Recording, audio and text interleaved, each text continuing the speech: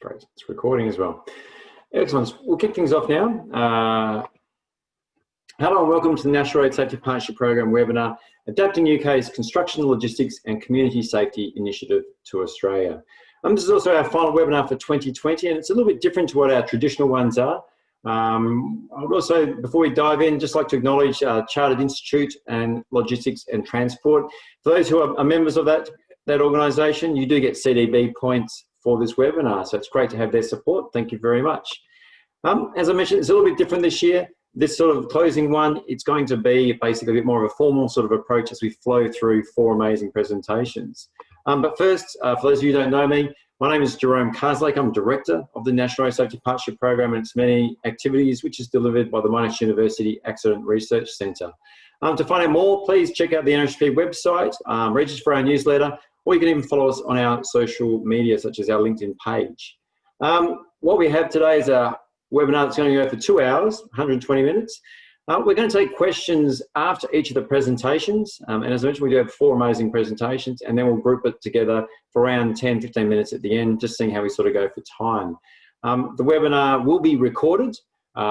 It will be a PDF and it'll all be loaded up at the end, and a link will be sent out upon its conclusion as well, usually around 24 hours. So please keep your eyes out for that. For those of you who want to fire questions at us, please do. What we're going to do is use the Q&A box. You can obviously chat away in it, but we'll only be taking formal questions that come through the Q&A.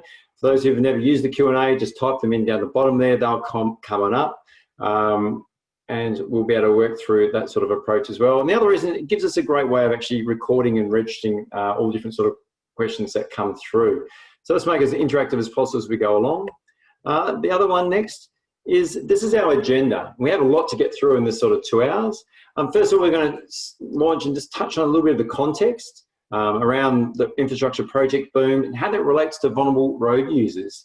We're going to draw on learnings from Transport for London and how they've gone around developing the program called Construction, Logistics and Community Safety, known as CLOCS, and importantly, its benefits to industry, government and the community. And then we're going to bring a bit of a local taste to that. We're going to explore with Sydney Metro how they've gone ahead and adapted CLOCS to their sort of program, and then look at it from a heavy vehicle point of view as well, how safety standards in these sort of projects and contracts represented in one of Australia's largest sort of construction logistics transport companies like Hanson Australia. And then importantly, we'll then see, okay, how are we looking at that from the point of view around CLOCS, or a road safety education program for truck drivers, which has been applied in Melbourne for the Victorian Government and developed by the Amy Gillett Foundation. We'll close out just looking at the work to date, next steps, short and long-term objectives, and really how you can get involved as well, because this is very much a collaborative approach, as demonstrated by how we've gone through with this webinar today. I'm hoping Peter appears any moment at the moment, because these are our presenters. We have Peter Binham from Transport for London, John Lamonte from Sydney Metro, Scott Tipping from Hanson, and Dr. Marilyn Johnson from the Amy Gillett Foundation and Monash University. Welcome to you guys. Thanks, Jerome. All right, now just a little bit of context. When you actually begin looking at all the major projects taking place in Australia across the way, there's a lot in the pipeline. It's unprecedented, is the building boom that we're going through at the moment. And this was actually back in 2019, some work done by Deloitte Access Economics. And when you can see the demand, a lot of these, you can see how it's actually going to change the fabric of our cities all across Australia. And one of the key things is it's happening in a lot of the urban central parts of our major cities to make it easier for people to get around. And this is actually pre-COVID, obviously, and even more demands is going on as things go through. So the question is actually begin looking at this build to meet the expanding size of our population and people moving out and about in our areas. How can we do it in a safe way that protects not only the community during the construction projects, but also those that are part of it and conducting the work as well, and very much making a bit of a shared responsibility moving forward. Now, when you think about this, the major issue at the heart of this is, even though heavy vehicles, they keep the lifeblood of our country going, and they really drive the economic engine, and they're only really 4% of our motor vehicle fleet. And when we conduct some of these workshops, which Marilyn will touch on a little bit later, and you actually ask the industry what do they think their group is, they often articulate that it's a far larger number because it's so visual to them.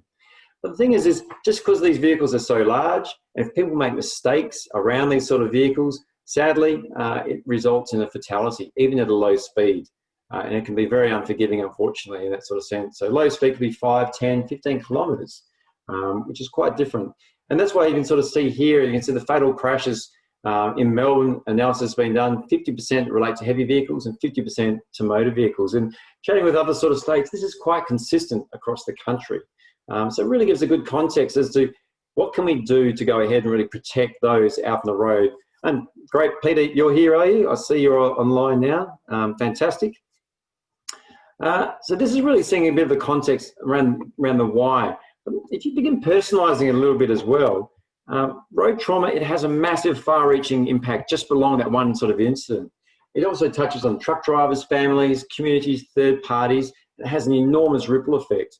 But this is just a few snapshots of some of those lives of people that have been touched upon this. And if we go right back here to this first one, back in, we got on the list here back in 2015, sadly, this is a lady called Rebecca Meyer, who was killed on the 9th of December up in 2015. So way back from that sort of point, and what the findings that came out of this sort of component was, unfortunately, the truck driver that was involved in it, he was driving a 2007 Kenworth tipper. He'd bought it 4 years prior, second hand. And basically, at the heart of the problem was his forward vision is restricted.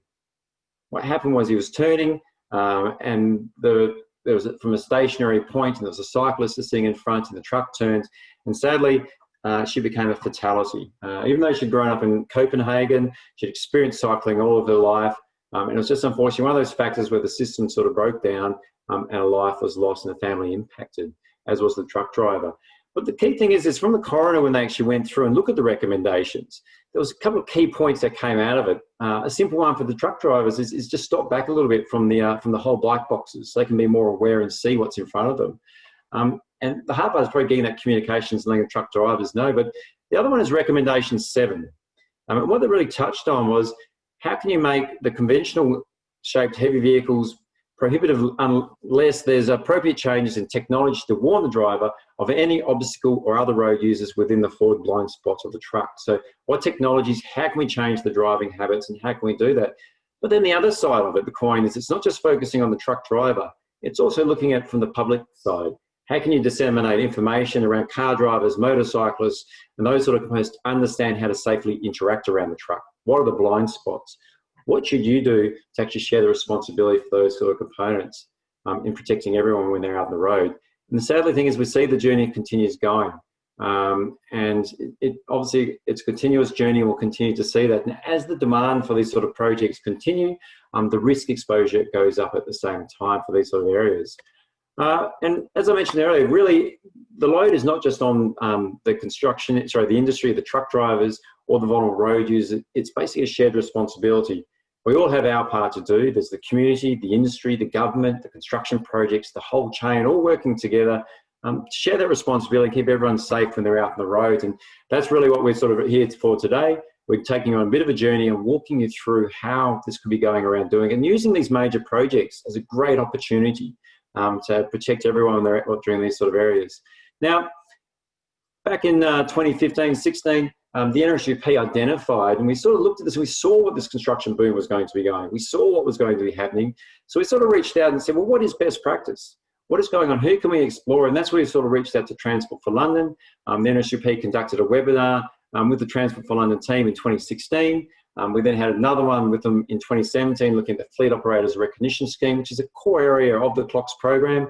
It led to us signing an MOU in 2018, which is all around the sharing, the collaboration, and TFL was very happy to share information, help Australia adapt and bring the program to its own, as long as we meet the high requirements of what TFL's sort of been looking at doing. So this is really what we've sort of been looking at. So now what we should do is we should dive on in, I guess, and we should hear from Peter and hear from their point of view how things are going over in the UK. So Peter, you there?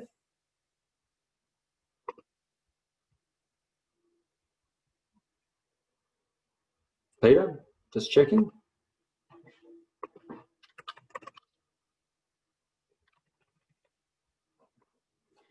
So we have Scott, Caitlin, John.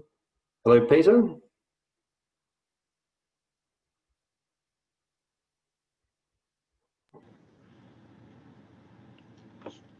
He was on a second ago, Jerome, so I'm assuming he's got technical difficulties. The joys of crossing off through the world. Thank you very much for that, Scott. Peter, are you there at all? Let me just check my emails. He's not in the attendees either, Jerome. He's just vanished all of a sudden. Don't you love this? You go through, we've done preparation, we've walked through all this sort of stuff, and then you have the joys of technology and things sort of change. So I'll just quickly check my emails and see how he's going, if that's all right. Sorry, everyone, please bear with us for a moment. These technical things do happen, especially when you're streaming into someone from the UK at a different time, early in the morning over there as well. So Michael, Peter, yeah, Peter is saying he's here.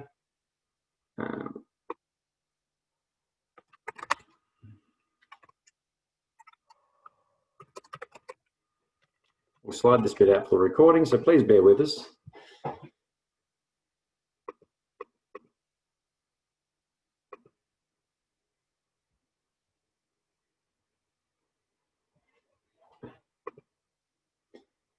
What do we do?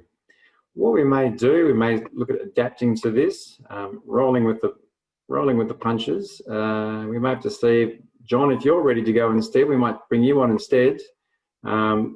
And we'll see if we can get Peter back online to find out what's sort of going on. How does that sound, John? You're on mute, by the way. I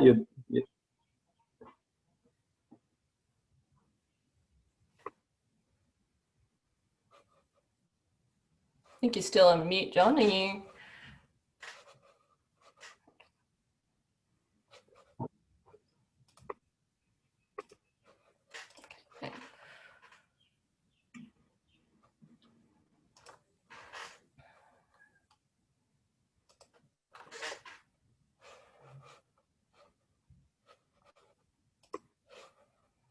There we go. So whilst John's sorting out, let me just give you a quick little bio of John. That's right. As we sort of adapt and roll with these sort of punches as they happen. So John is the CEO of the $50 billion Sydney Metro program. It's the largest public transport program in Australia and probably one of the top projects in the world. He's brought the Northwest Metro into the service, and now he's delivering the city and with Sydney West Metro, Metro West, and Metro Western Sydney Airport. So previously was Chief Executive for Transport for Greater Manchester, integrating all forms of transport for the people of Greater Manchester and delivering a $2.5 billion capital program, rapidly increasing the Metrolink patronage, bringing change through devolution. So welcome, John. Thank you very much for joining us today. Oh, We're getting success now.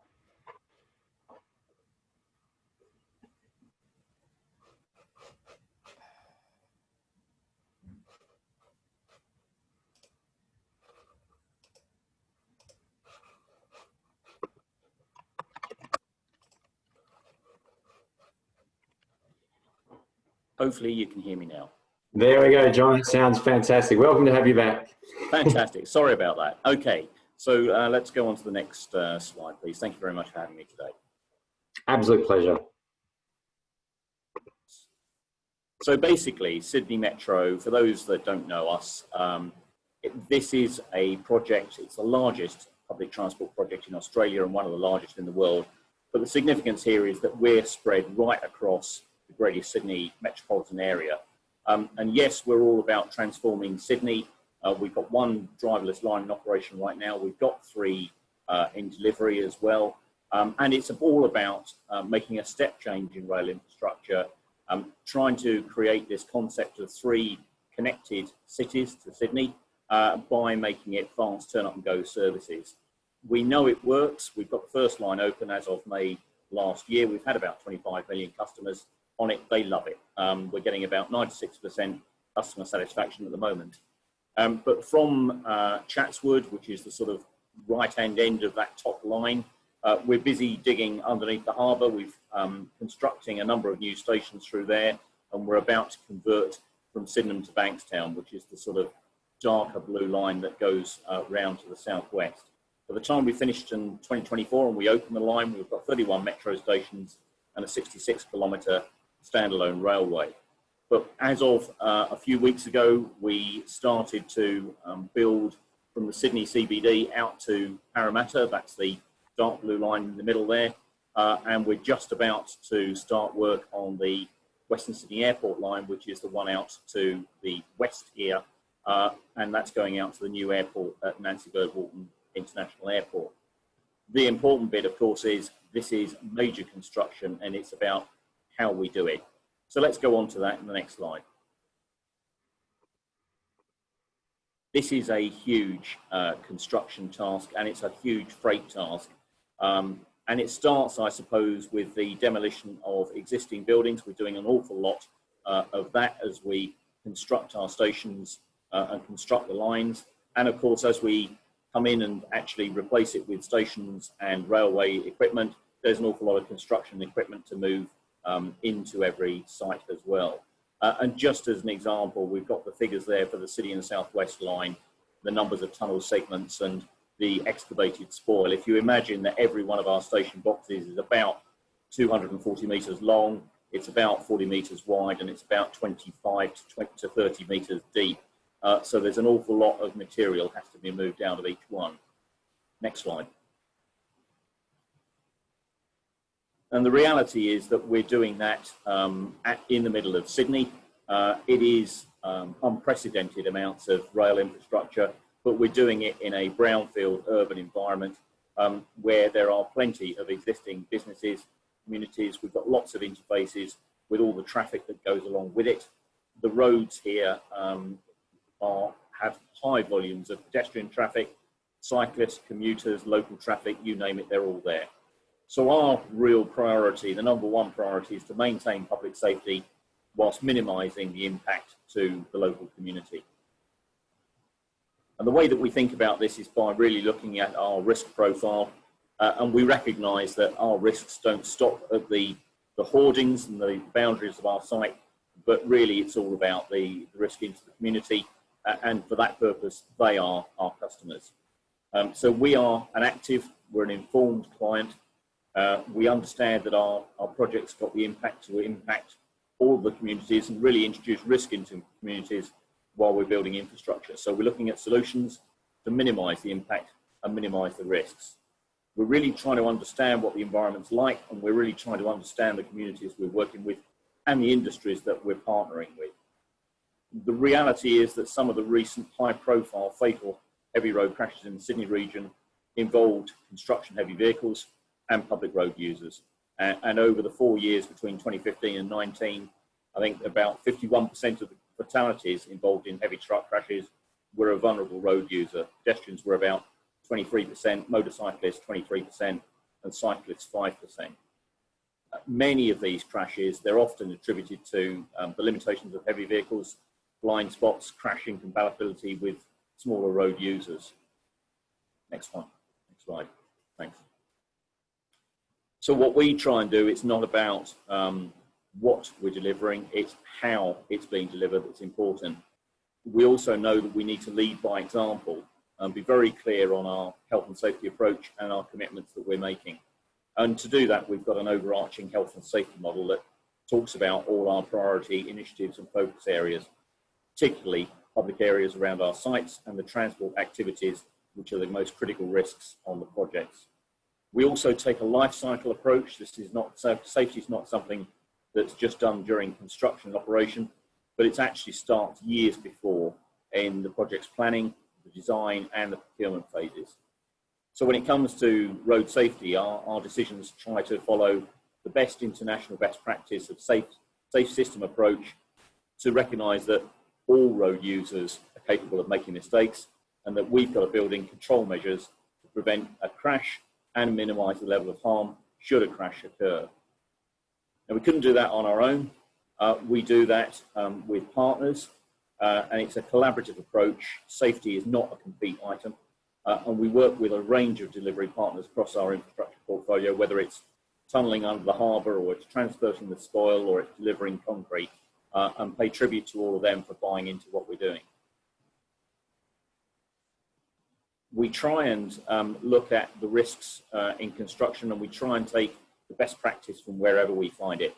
So we'll learn the lessons from the past, We'll look at the current best practice amongst our delivery partners, and we'll look at the academic literature that's out there.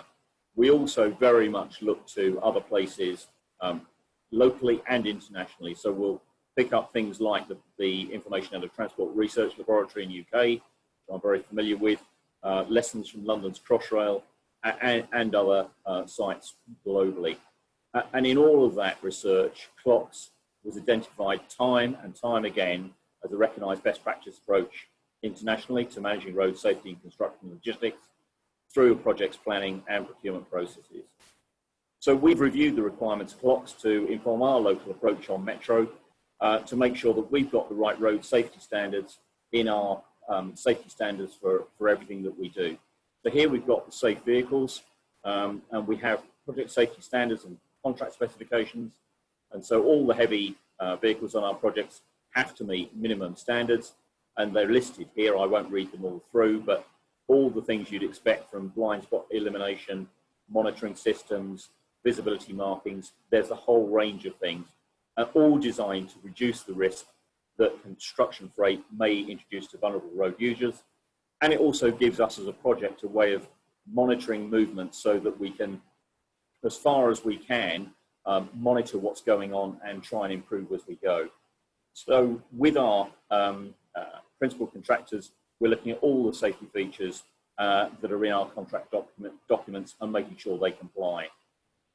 But to my mind, it's not just about the kit on the vehicle, it's about what we can do in terms of behaviours and training. So we have done this with our delivery partner, TAFE New South Wales, and introduced a bespoke driver course. And it's a requirement for all new heavy vehicle drivers working on our projects. And it introduces things like low-risk driving behaviours, professionalism, how to share the road with vulnerable users, and familiarisation with routes, and all of that. And the reality is that we're getting great feedback from drivers on what they think of the training that they're getting. It's wider than just us in Metro on the next slide, because we've, in 2017, before we started major work in the Sydney CBD, with Transport for New South Wales, we funded the New South Wales Be Truck Aware campaign, which was designed to get further awareness and reinforce safe behaviours. And it's a lot of fairly simple messaging and key videos about how to operate in and around trucks. We promoted it through digital means and physical advertising, like we did Facebook, radio ads, we were at bus stops, and we even put messages on partners' trucks. We engaged at the Sydney Royal Easter Show, and that gave people the opportunity to get in the cab and see it from the driver's point of view.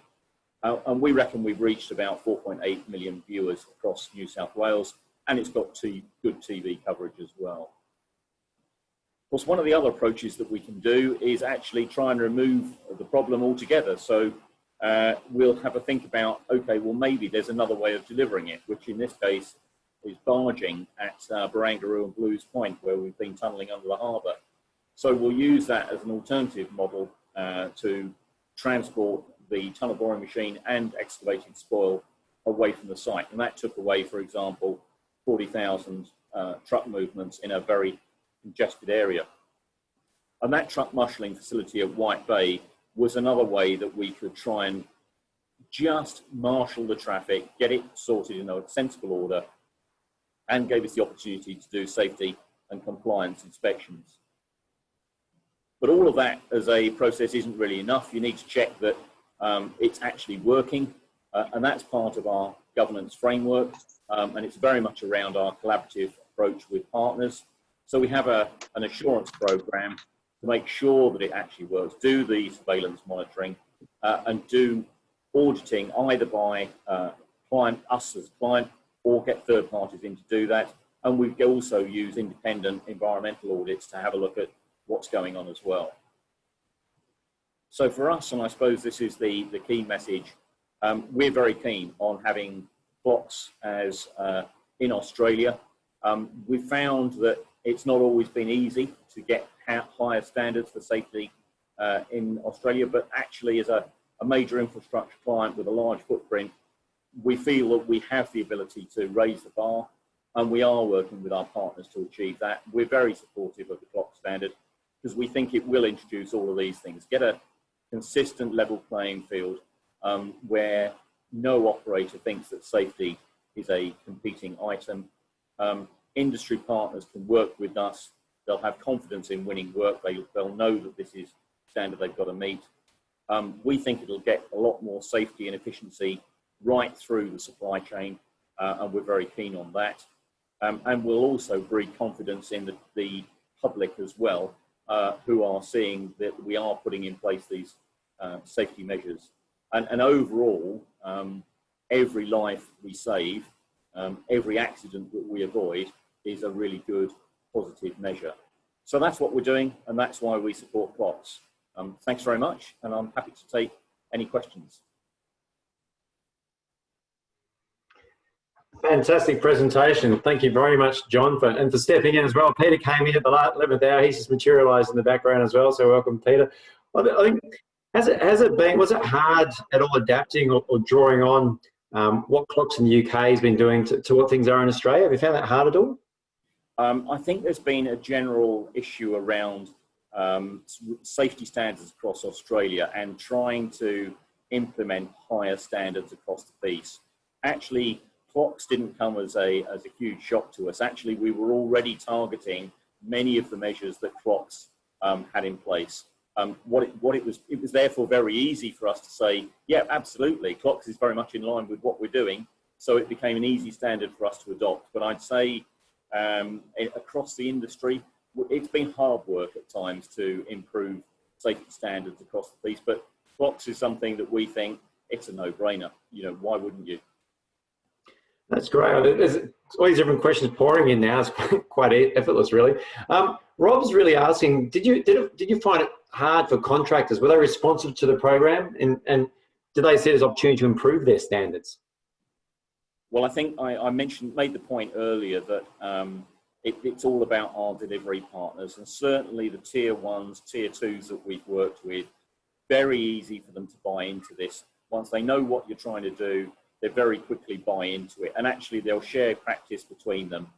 So it's very easy to do. What is more challenging is for some of the smaller operators, but they're often the ones that we want to catch and try and get them to raise their standards. But I think they know that they've got an ongoing body of work. It's why I put the first slide up to show we've got a lot more work to go and a big future. And they know that if they want to work with us, they're going to have to meet those standards. And I think it's not seen as a competitive advantage. It's seen as if you want to work with Sydney Metro, that's the way we're going to do it, which was very much the Crossrail experience, I think. And we've certainly picked up lessons from them. I'm seeing Peter nod quite a bit. So just one last question before I moved in, and I'll tell you, sorry for all the other ones that we'll hold them through to the end. There's been some strong resistance from other government projects for adopting CLOCS. Do you have any suggestions to convince these sort of people and other sort of projects at all? I think we just have to spread the word and spread the evidence. And I think as people start to see what it is that we're doing, see the vehicles with the equipment on them, understand the change in the behaviours, and really see the change in the safety statistics, it'll evidence itself. And I think you've just got to roll these things out and lead the way, much as Crossrail changed everything in UK, I think. Changed the way TfL thought about it, and certainly from my background in Manchester, we immediately said, yeah, that's what we've got to do. And it's building that momentum that really works.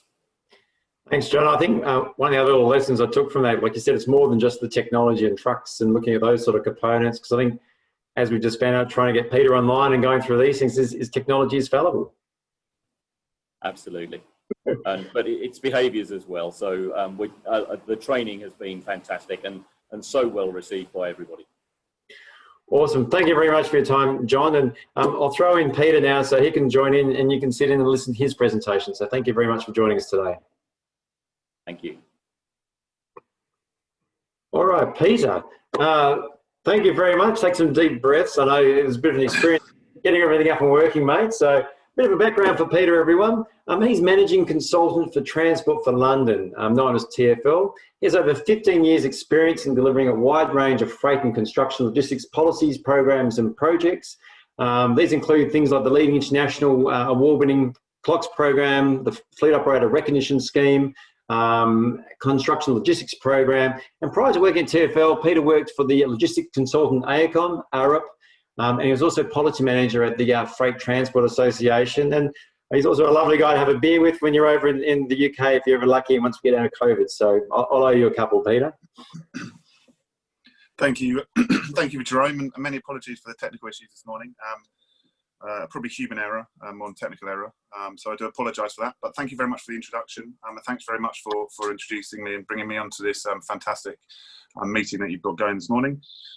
As Jerome said, my name is Peter Binham. I work for Transport for London. I've been at TfL now for around 10 years. I work in TfL International Consulting, which is a new department within Transport for London. And it's been created last year really to allow TfL to start sharing our expertise, technology, and insight with other transport authorities and interested parties around the globe. So it's been perfect timing. Today I'm going to be talking to you briefly, just give you an overview of freight in London. It's very similar in many ways to freight in urban areas, but has specific challenges, just like any area.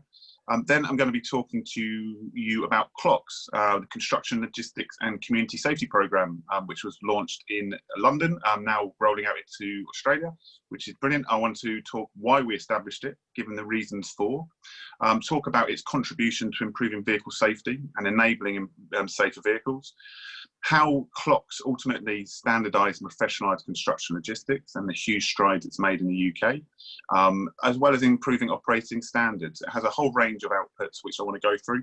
I'll give a brief overview, only a minute of each of these. If anyone has any questions following this presentation, please feel free to get in contact because they're quite chunky subjects in their own right.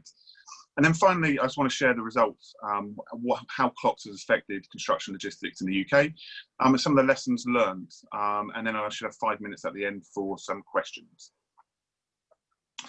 So just to start, freight in London, like any urban area, is very important. It's the lifeblood of the economy. I'm from the freight industry myself, so I do empathise with the freight industry and understand the value it brings to a modern city.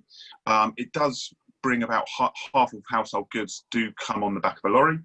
And however, although it is the lifeblood of the economy, it does have some negative externalities or negative issues which need to be addressed and managed. Those being primarily safety issues, being involved in incidents, environmental issues due to poor air quality, and congestion, how it congests London road network.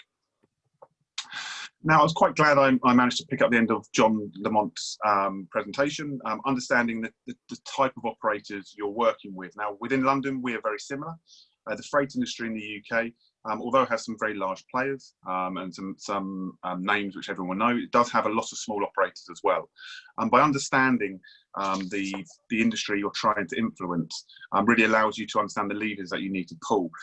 So understanding that these operators generally work on profit margins of around 4% means that you really need to be sensitive of any changes that you bring to them. However, that also brings an opportunity by utilising procurement to allow operators to start competing on quality and not cost. But just understanding the market you're trying to target, the size of operator, because they may not have the available technology, although I can't really speak, or necessarily have the time to implement interventions. So going back to the start of CLOCS, this is where CLOCS started. It started in 2011 in London. In 2011 in London, it was quite a different place. We ended up having 3 fatalities in 1 week. As you can see at the bottom, we had 13 fatalities there were 6 fatalities, sorry, within 13 days. It became front page news. It was always on the Evening Standard. It was always being reported, a number of incidents involving HGVs and cyclists. And very similar to Australia, HGVs represent around about 4% of London's road miles. However, they were involved in 20% of pedestrian fatalities and 78% of cyclist fatalities. So they were disproportionately representative in these incidents. As a result of this, the commissioner at the time, Sir Peter Hendy, called on the freight team within TfL to investigate why this was happening. He said, this cannot happen again. We need to understand why it's primarily construction vehicles, and we need to address and do something about it. And from that was ultimately the seed of CLOCS. Now, following that intervention by the commissioner, In 2012, we commissioned TRL, a Transport Research Laboratory, to undertake some research to understand why construction vehicles were involved in a disproportionate amount of fatalities. And it came up with some key findings which really helped us to develop the CLOCS programme. First was work-related road risk is not taken as importantly off-site as it is on-site. There was a lack of awareness of road risk. Blind spots was quite an interesting find that construction vehicles can have a 50% greater blind spot, specifically the tipper. Construction vehicles are involved in disproportionately high amounts of fatalities, and importantly, the collision data is lacking. No one is recording the collisions on the road network, and therefore it's never really being investigated. Now, the evidence for change, this really provided us with an evidence for change. It showcased that there was a problem in the industry that needs to be addressed, and therefore it came up with some key recommendations. The first one being a nationally recognised standard on work-related road risk. Secondly, vehicle manufacturers should work to improve vehicle design to make them fit for purpose for the environment they're working in. Thirdly, blind spots need to be better understood. And fourthly, these issues need to be addressed from stakeholders across the whole of the industry. And that's really important all the way through here. Everything we do with regards to CLOCS and Fords is all being industry-led. And you'll notice that a lot of the branding with regards to CLOCS doesn't have TfL on it, and that's been done on purpose, and that's to give ownership to the industry. So following that report, it was decided that we needed to follow the publication of that report. In 2013, the Commissioner of TfL invited senior representatives personally via a letter to attend a meeting to highlight these issues. At this meeting, the risk was highlighted and a real call to arms for the industry to come together to address this problem, to come behind a single scheme to develop to improve safety in this area. It really did gain buy-in, and getting all the senior representatives around the table early on to get their buy-in and support was really key to our success. As well as those initial meetings, we started to engage extensively with the industry, the whole and the entirety of the industry, from contractors through to logistics operators, through to vehicle manufacturers, engaging with this entire supply chain, getting them to take ownership under the umbrella of CLOCS, very similar to, again, what John was saying with regards to you're already doing a lot of these things with it, you just need to put it under the umbrella. That's what CLOCS did. CLOCS created the umbrella for all these organisations to come together to really take ownership and run with the programme. From a TfL perspective, although we established CLOCS, we really didn't want to be dictating the way CLOCS went. We were designed there to help facilitate discussion and not dictate discussion. CLOCS itself has 3 key work streams, really to address those concerns and those findings from the report. First of all was to improve vehicle safety through manufacturing design. The second was to address the safety imbalance. And thirdly was to encourage a best practice within construction logistics. This was all shaped and driven by the CLOCS working groups. Today we have around about 350 CLOCS champions, all helping us to drive and shape the scheme. Now I'm just going to give you an overview of some of the key outputs of these work streams. Again, I could go into a lot more detail, but for time reasons, obviously won't. The first output of significance for CLOCS is the CLOCS standard. Now the CLOCS standard was addressing the issue of there being multiple competing standards. So the CLOCS standard was developed and pulled together 11 different standards into one. So by working with organisations, we identified those 11 different standards and found common ground across the board. Now, what the CLOCS standard aims to do is it aims to ensure the safest construction vehicle journeys are made, and there's 0 collisions. And the CLOCS standard has actions and duties on the entirety of the supply chain, from regulators to clients to operators. Now, the CLOCS standard is that consistent approach to construction logistics, which the industry have been trying to find. And there's 3 key streams really that run through this standard itself, again, with different requirements on those different stakeholders. Is first of all, construction logistics planning. Secondly, operator standards. And thirdly, monitoring enforcement. And this is really the heartbeat or the DNA of the CLOCS standard. So just starting with construction logistics planning. CLOCS mandates construction logistics plan. Now, construction logistics plan is designed to allow you to predict or highlight what issues are likely to come from a construction site as a result of the vehicle servicing it. It's supposed to predict that impact and help you develop planned measures to address those concerns. Importantly, it does form part of some planning authorities as a requirement, but what it's really done is it's for the first time it's standardised an approach to construction logistics. It's allowed all those in construction logistics to now follow the same consistent process. It standardises a commitment to plan measures. So it says at this early stage that you should commit to be proposed or consider adopting a plan measure within your supply chain. That could include a delivery scheduling system, or it could be investigating freight by water. But what it really does is it makes people think at an early stage of what that likely impact will be on the community and proactively address it rather than waiting for a problem to happen. The construction logistics plan also allows people to submit data consistently, as well as the consistent phases and consistent requirements. Now, the requirements is on impact, due to the impact on the community, rather than just size on its own. But what this is all doing is starting to professionalise construction logistics. The people approving construction logistics are now seeing CLPs in a consistent format. They're getting consistent data, and they can now all of a sudden, with that consistent data, analyse the likely impact of at programme level rather than just individual projects. CLOCS itself was quite fortunate that there was a ready-made established fleet accreditation scheme available to pair up with or to recognise, and that being FORS, the Fleet Operator Recognition Scheme.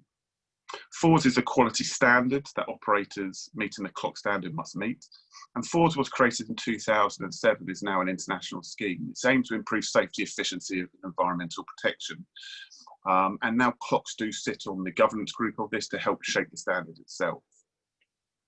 The requirements within CLOCS for vehicles are embedded within FORS, as I said, and those requirements include things like additional safety equipment. So FORS has mandated the Class 6 mirror, the underrun, the cameras, and so on and so forth since about 2012. Also mandates additional policies and procedures and environmental training, but it really covers the key main areas of any transport operation, that being management, vehicle drivers and operations. But having FORS as that ready-made mechanism allowed CLOCS to automatically recognise a standard which had a critical mass. Importantly, the FORS standard mandates mandates driver training, which is really important. Within the UK, we do have a legal requirement to undergo progressive training as a driver, but the requirements are quite flexible. Therefore, within FORS mandates that drivers will go on a bike every 5 years. So very similar to your sharing road safely scheme in Australia.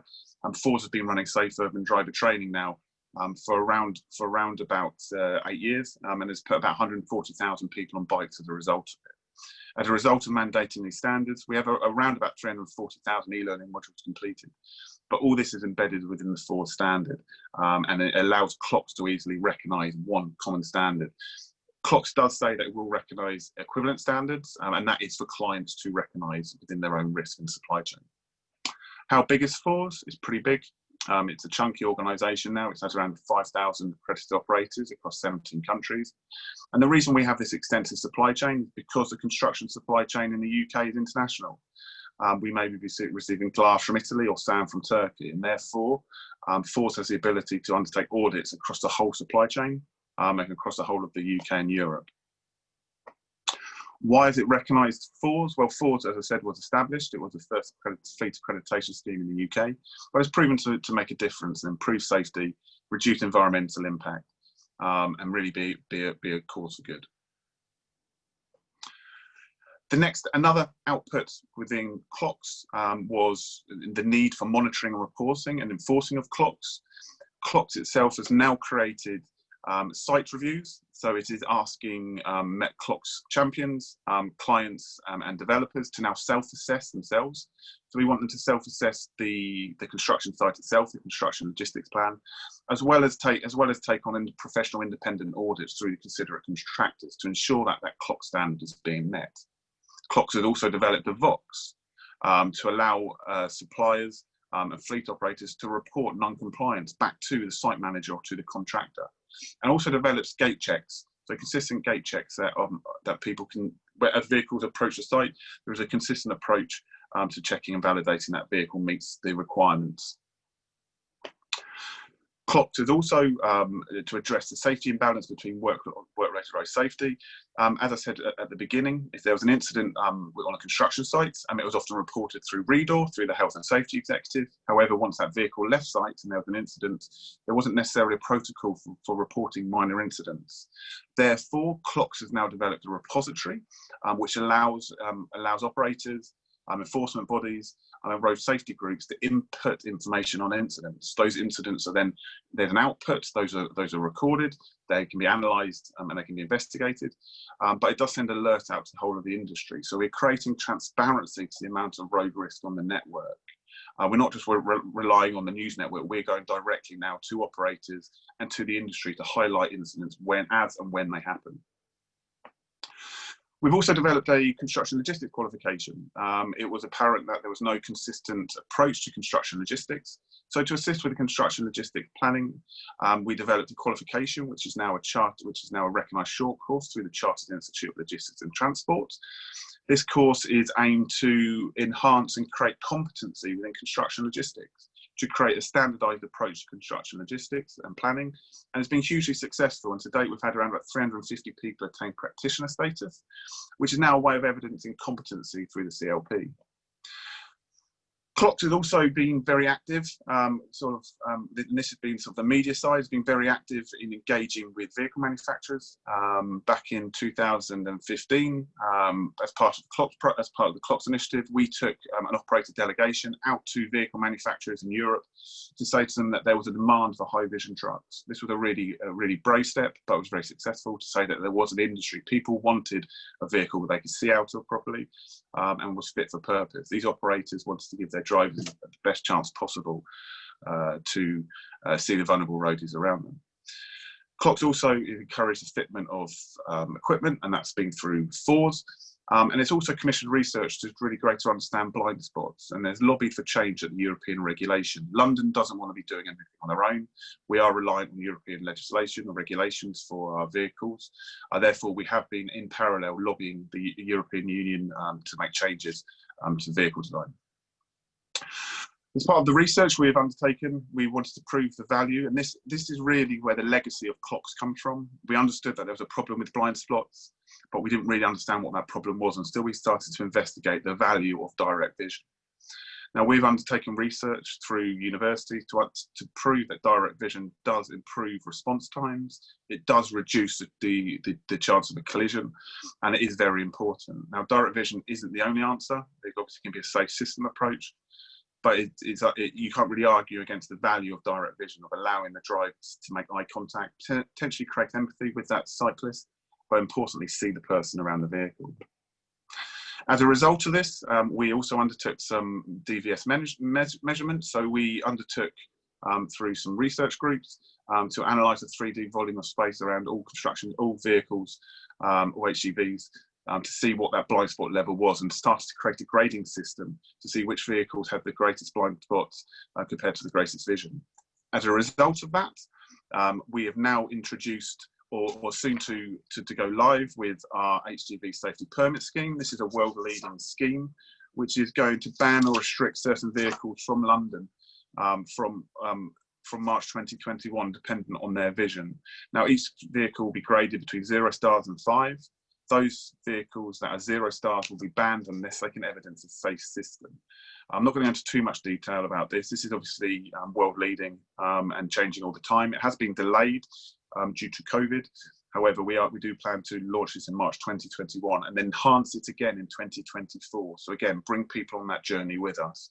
And that's really important with improving of standard, bring people on that journey. As I said, we are aware that direct vision isn't the only answer. There's multiple technology out there, and evolving technology as well, that can address the issue of the blind spot. Therefore, the DVS does recognise a progressive safe system, and is being continually reviewed until 2024, when the new standard will be released. So there's a really quick overview of CLOCS, the challenges we had and some of the key outputs. I think you'll see, CLOCS has been world leading. The advances in construction logistics planning, qualifications, and standards has been been recognised worldwide as leading. And as a result of that, we've been fortunate to be successful in many awards on the back of the CLOCS programme, from recognition from the European Union through to recognition and winning the prestigious Premier Prince Michael of Kent Road Safety Award in 2016. We've also now received recognition from the Department for Business, who are happy to endorse the CLOCS standard, which is a fantastic step from central government to start recognising a standard which goes above and beyond the legal minimum. But importantly, CLOCS does, and the reason for CLOCS is to improve safety. And we do have evidence now to show that there is a 47% reduction in casualty rates when implementing CLOCS.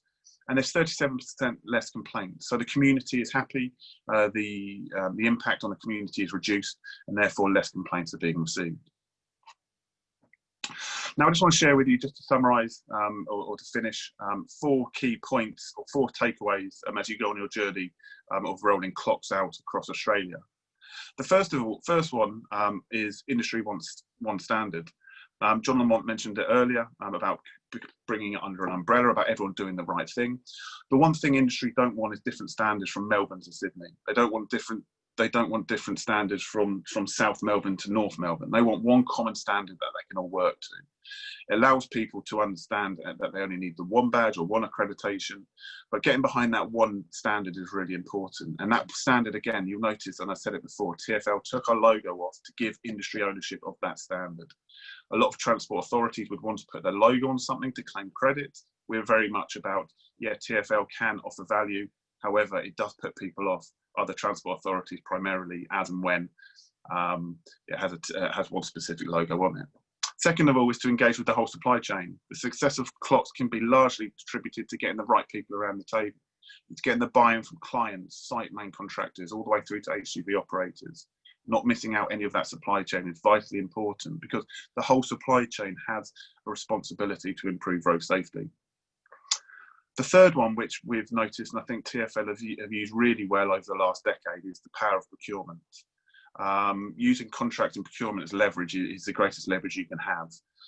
Allowing operators to compete on quality and not just cost, a race to the top and not a race to the bottom, is really a way of improving safety. And it's amazing what people will agree to before signing a contract to what they'll agree to after signing the contract. So I highly recommend utilising that leverage at procurement to get people to think again and do the right thing. Fourthly, and just coming to an end, to lead by example.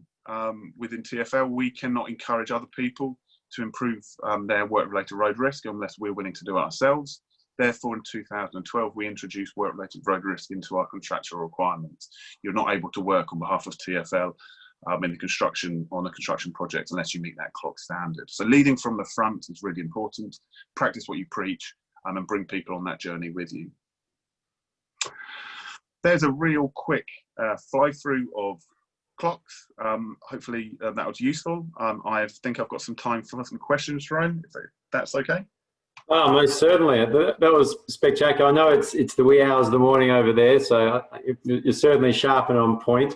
And we do have the other webinars which we've done on the CLOCS and the fours, if you want to understand in more detail, which goes a bit more of a relaxed pace over an hour for each one of the discussions. So I guess as a first sort of question, and there's a couple that are coming around this, Peter, has there been any peer-reviewed independent evaluation of the efficacy of the elements of CLOCS system as a whole, and how that sort of had an impact? So we've had reviews submitted from CLOCS champions, as well as working with local planning authorities. So a lot of the local planning authorities have shared information with us on complaints and road incidents. Therefore, we've been able to compare like with like. We still require some additional work, of course. We have independent research on the fleet accreditation standards to show that those improve difference, and I shared those earlier. We do require some more work to be done on the improvement of CLOCS, but we do have evidence to show it's making that difference. There's a question here from Thomas, just looking for a bit of a clarification. It sounds like CLOCS is on the brink of becoming a legislated standard, at least within the UK. How confident are you this will take place on board in the broader European community as well? No, I don't. I would like to think it would be, but I don't think it will become legislation. the start of CLOCS has led to DVS, which again is a London-specific piece of legislation and will be changing European-wide standards on vehicles. The construction logistics plan requirement isn't mandated in local planning authorities either. It is something which we would like to encourage, but no, it's very much not part of legislation. If it becomes part of legislation, there would be no need for this standard itself because it would be the law. Yeah, great answer. Was there much financial investment to come on board, and does it matter by the size of the organisation as well? There's discounts for charities and small operators. It works for operators now to sign up as a CLOCS champion. It costs £600. It's not a huge investment. We're also quite fortunate that we're now receiving some additional funding from other local planning authorities. We're hoping that next year CLOCS will be a sustainable business model. And that's really important from a local planning authority's point of view to ensure it can stand on its own 2 feet. And we believe next year that commercially it will be standing on its own 2 feet. And how rigorous is, I guess, the certification auditing process as well, just to give us some sort of context? It started off with a light touch. Again, it's about bringing people onto that journey with you. Initially, it was very much voluntary, and we're starting to tighten up that ratchet as we speak. So the actual requirement is an independent auditor comes on, has a look at your site access, has a look at the construction logistics plan to see how it's being implemented, and then feeds back to you on how you can improve in those areas. It is rigorous. We do embed it within the CLOCS standard, and that CLOCS standard does evolve every 2 years. So something which we will be continuing to kind of turn that handle. So when you say that, turn the handle, because there's a question here, I guess, around that legacy. Does that mean you're sort of creating a bit of a pipeline so people can see what vehicles, what the standards are coming down that they need to move forward and adapt towards? Yeah, I mean, industry needs as much warning as possible for any changes in vehicle design or standards or safe systems. We're very much keen about allowing operators to make informed decisions, especially at procurement stage of buying vehicles. So yeah, we need to give people as much notice as possible of that. And just because you had an image around the direct vision, there's a question from Merv. So what do you sort of think around the American-style bonneted vehicles moving through the urban streets? With a safe system imposed on it, it can be done safely. It may not be an ideal vehicle for the urban area. However, changes to the vehicle design through a safe system, additional driver training, and correct routing should ideally minimise risk. We do have, I think we call them juggernauts in the UK. We do have juggernauts or long noses in the UK, but not generally in central London, just because our road network is ancient and narrow. That's fantastic. And last question here. Got some good feedback saying how excellent your presentation has been, so thank you again. In building and looking at the culture of drivers, have you seen quite a change in how they've been engaging with the program over time? And they've been more open to the systems of CLOCS? Yeah, I think the change in attitude of drivers has been huge. The biggest winner, the biggest success of that was getting them onto bikes. For a long time, we could not get the two road users to talk. We couldn't get them to sit in each other's seats. But as soon as we launched Safe Urban Driver Training, we got drivers on bikes and allow them to feel what it's like to be vulnerable, to cycle around big vehicles, to see what it's like in someone else's shoes. That has probably been the biggest change of driver behaviour we've had. And I would highly recommend anyone that hasn't been on a bike, including those within local planning authorities in Australia and the like, I encourage you to get onto a safe urban driving course or similar in Australia to see what it's like to actually be a vulnerable road user in an urban area. Great. Thank you, Peter. I might just squeeze one more in before we move across to Scott. And this is around understanding that many truck movements are done by subcontractors, owner drivers. In your program, how do you sort of manage that relationship expectation with regards to that subgroup in regards to investments in equipment? Yeah, that's a really good question. We have the same in the UK. We have very much a subcontractor culture. the thing with, you know, we can understand why that's there. However, the issue we have with the subcontractor culture is often risk is passed down the supply chain. It may be driving around in that vehicle's load, with that vehicle delivery on it, in their uniform, carrying their load. However, when there's an incident, that vehicle does not work for that company, and everyone washes their hands of it. Within CLOCS, and specifically through FORS, we mandate that these standards are passed down through the supply chain. It can't just be tier 1 contractors responsible for safety. It needs to be passed down. And it's completely unacceptable in this day and age for someone to wash their hands of taking responsibility of an incident just because it's uncomfortable. They put that vehicle on the road ultimately, that they've employed the driver and they're making profit on it. They need to take responsibility for that vehicle, even if it is a subcontractor working on their supply chain. Fantastic. Thank you so much for your time today, Peter. And thank you also for holding through to the end. We have some more questions coming through which we can touch on. And I hope you can sit down and enjoy hearing from Scott and Marilyn now. And make sure you have a bit of a coffee to keep you going. Thank you. Cheers. Well, whilst we're just changing presenters now, I'd like to introduce our next one. And this is Scott Tipping. He's General Manager for Logistics for Hanson Australia, a national construction and building materials supplier. He's held various positions through his career in operations, sales and supply chain. Peter, I'll just get you to stop sharing if that's all right, please. And Scott is passionate about the role of technology in improving road safety outcomes, and he's worked better at safety outcome productivity outcomes in the Hanson fleet by the adoption of sensible technology. And welcome, Scott. Thank you very much for taking the time to come in today, mate. Thanks, Jerome. Appreciate it. I assume you can see the title page of my presentation. Not just yet. I think you'll just have to select and share again, if that's all right. Yep. There we go. Perfect. You're away, mate. Excellent. Thank you. So as Jerome said, I'm passionate about the adoption of technology in the heavy vehicle space. And today I'm going to talk a little bit about that, but also about Hanson's journey in relation to the adoption of technology, and then some of my own perspectives about systems, projects and planning. Jerome, just let me know if you can't see the relevant slide. All working well. We're good to go, my friend. Brilliant.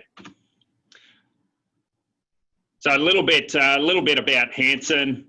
We're one of Australia's largest construction materials company. We've literally got hundreds of sites around the country. They're on 200 concrete plants, 70 odd quarries and thousands of trucks on the road, including owner drivers. We have a range of brands and a range of other things that go along with that as well. In relation to heavy vehicle safety and safety more broadly and what it means to Hanson, we have 4 strategic pillars, with one of those being keep people safe. And it's worthwhile noting that a couple of years ago, this strategic pillar was keep our people safe. A couple of years ago, we had a good look at that and we had a good think about what keep our people safe meant versus keep people safe meant. And we actually changed that strategic pillar to align with the broader communities in which we operate in. And part of that was driven from the fact that we did have a very good look at the incidents in our business, particularly on-road heavy vehicle incidents. And it was pertinent and important for us that we acknowledge the on-road component of our business. I think that aligns perfectly with the previous 2 conversations, where it's not just about what happens on site, it's about what happens off site, and very specifically about what occurs on the road. And for us, our risk profile, and we understand this just based on the statistics in our own business, serious incidents for us on road account for a large portion of the serious incidents across our business. As I mentioned today, I'm going to talk through some of the things that we've been working on in relation to heavy vehicle safety, particularly investments and philosophies in our business, and some of the things we're aspiring to going forward. But I mentioned I'm also going to talk through some of my own personal opinions on heavy vehicle transport, on industry and industry's contribution or need to contribute, but also how the end user, and in this case projects, has a significant role to play. So for Hanson, and we've got a couple of pictures on the screen here, and the top one here is a tipper with the side underrun protection that's been discussed. And for us, that's been something that we've adopted on our fleet since 2018. And out of interest, Hanson is part of the Heidelberg Cement Group, which is a global organisation with 60-odd thousand employees operating at thousands of sites across the world. And at about the same time, the Australian business adopted side underrun as a standard for our vehicles in Australia. The Heidelberg Cement Group passed a directive to the broader business that was something that they expected to see in new vehicles going forward. The second picture there is a picture of myself and my daughter in front of our 1000th Mac. And whilst we don't just buy Macs, we've got a range of suppliers that supply us concrete agitators, tippers, tankers, and a range of other fleet. This truck was special for us because it was the first truck where we went what Mac termed the full safety pack. So again, at about the same time that we adopted side underrun protection, we adopted a range of semi-autonomous driving aids as standard specification in our tippers and tankers. That included things like radar guided cruise control, autonomous emergency braking, blind spot detection, lane keep assist, etc. The key reason why we looked at that and adopted it was really around the human factor associated with the incidents that we're talking about. And whilst I acknowledge the system piece that we've discussed and the training piece, really from a heavy vehicle perspective, there's a human element that comes into most things, particularly when you look at a driver and distraction and what they can and can't react to in a certain amount of time, and also other road users. That was one of the key reasons why we went down that path. We've conducted an array of trials on a range of different equipment and other technologies. We've currently got fatigue and distraction monitoring cameras in some of our trucks, again on a trial basis. We've looked at onboard weighing systems. We've looked at a range of other things through either our procurement processes, but our normal innovation and fleet improvement programs. And for us, it's important that we're always searching the market, understanding what is out there, and at least trialing it to see what we know and what we don't know, and what potential benefit we may or may not get from the equipment. That benefit could be safety related, it could be productivity related, but generally it's a combination of the two. We have a very proud history when it comes to heavy vehicles and heavy vehicle safety. We've been part of the National Heavy Vehicle Accreditation Scheme since the mid-2000s. Some of the elements here are evidence of our more recent investments and our more recent journey. Our drivers receive regular reports on their driving behaviours, including acceleration and turning events. And it's something for us that we'll continue to push and is a core part of our business. Whilst we are a construction materials supplier, the bulk of our workforce and the bulk of our equipment are either heavy vehicles or heavy vehicle operators. And on that basis, we acknowledge that it is an integral part of what we do. On a personal front, I am a road user. I have a family, and I'm actually a vulnerable road user as well. And I know that is obviously the core topic of today. I am a cyclist. I enjoy getting out of my bike to either ride to work or to ride for fitness. So from that perspective, certainly alert and in tune with what it means to be a vulnerable road user. Also had my own experience earlier this year, and this, particularly my role as General Manager of Logistics with a fleet of a couple of thousand trucks, gave me a real insight into the power, not just over vulnerable road users, but even other light vehicles on the road. This particular circumstance, I was in the Uber on the way to Brisbane Airport on a standard morning when the truck contacted the rear of the Uber, pulled the Uber into its path, and we actually got stuck on the FUPS bar for quite some time. Again, for me, and the reason why I reference this is just to communicate my own experience. We could hear the truck changing up gears. The driver didn't actually realise that they had a vehicle on their FUPS bar. They couldn't see the vehicle. And once we actually got out of the vehicle and the driver of the heavy vehicle got out of their vehicle, the driver communicated that they thought they'd blown a steer tyre and they were accelerating to pull off the road. 100 or so metres later, realised that we were on the FUPS bar, applied the brake, and we were all very lucky to walk away.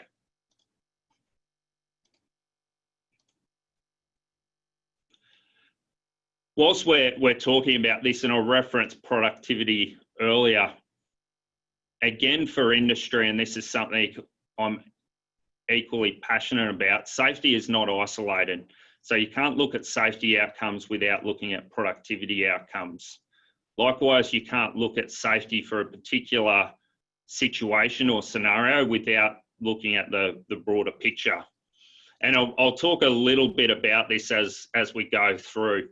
I know in certain jurisdictions and local government areas, as an example, there's a tendency to specify smaller trucks or particular size trucks to deliver raw materials as an example. What that doesn't necessarily take into consideration is the increase in heavy vehicle movements in a particular area or along the broader supply chain to ensure that that specification is met.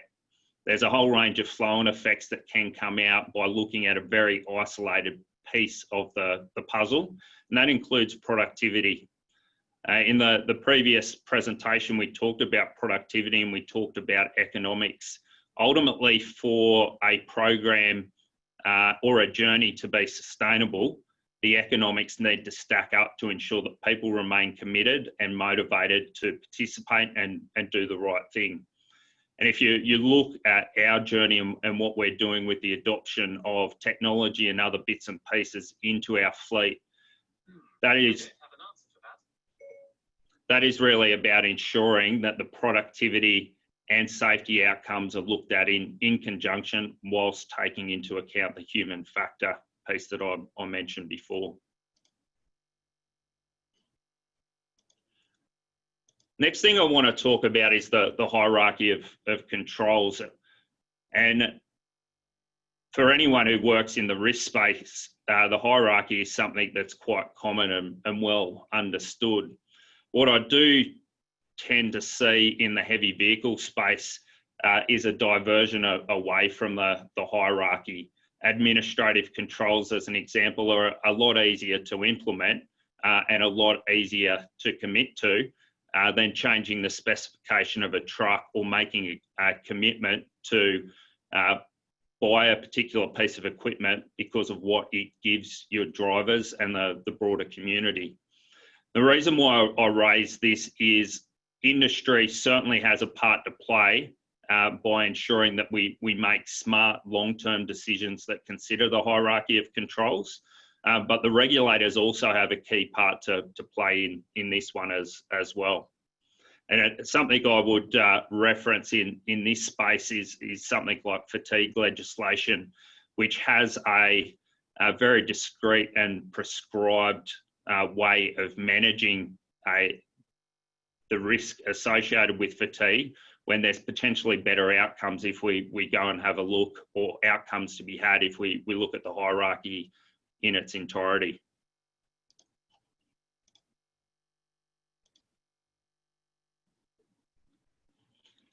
Again, relating to the previous two presentations, is project planning inclusive of safety outcomes in the project delivery? Simple things like staging areas for trucks, ensuring that trucks have a place to go. Simple things projects and end users can do to ensure that the risk for the operator and the risk for other road users is mitigated.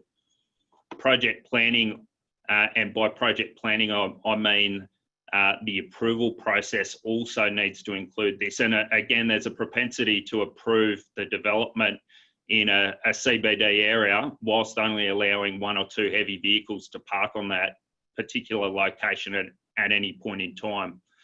Depending on the supply chain and the constraints of that supply chain, and if we look at concrete as a key example, having 1 or 2 trucks on site is very problematic, particularly if there isn't a staging area nearby or a location to hold those trucks.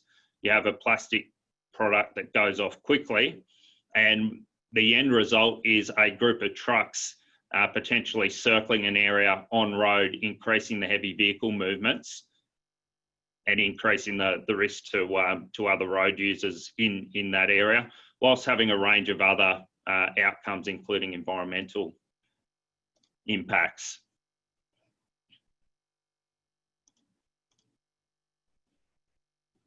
Internally at Hanson with our fleet, we've been very mindful of prescriptive rules and prescriptive specifications with our trucks.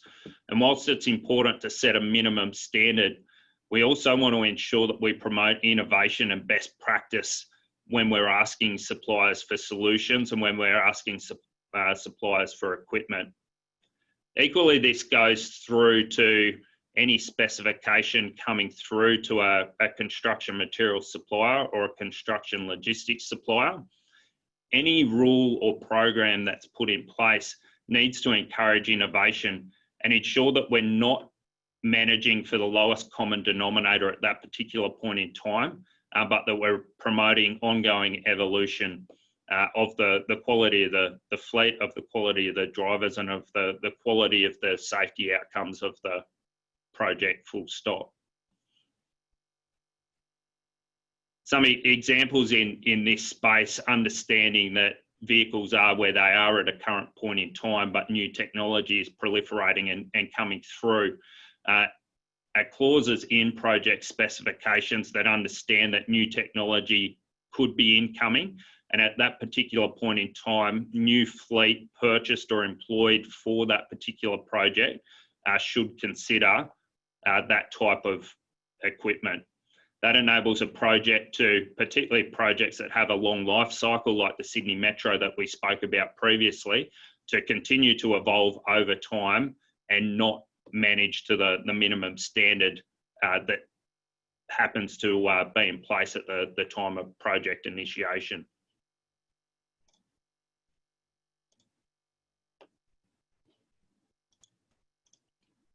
Coming back to productivity and safety, as I said before, are interrelated, and we can't leave it as an afterthought with unintended consequences.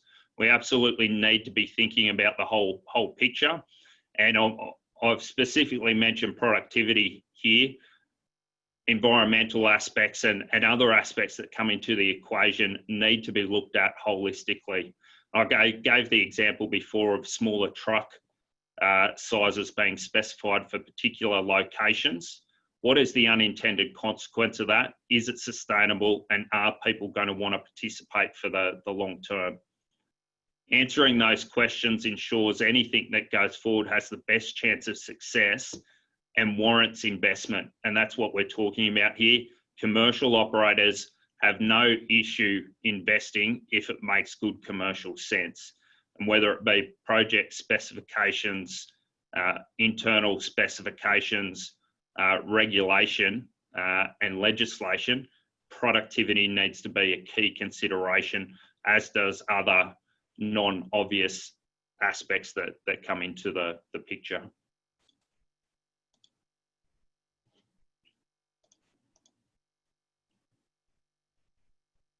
Finally, this is about working together. No one operator, no one project, no one regulator will achieve this in isolation, and this comes back to the consistency that was mentioned in the previous presentation. We need to listen to each other, we need to work together, and ultimately make sure that we're all heading in the same direction.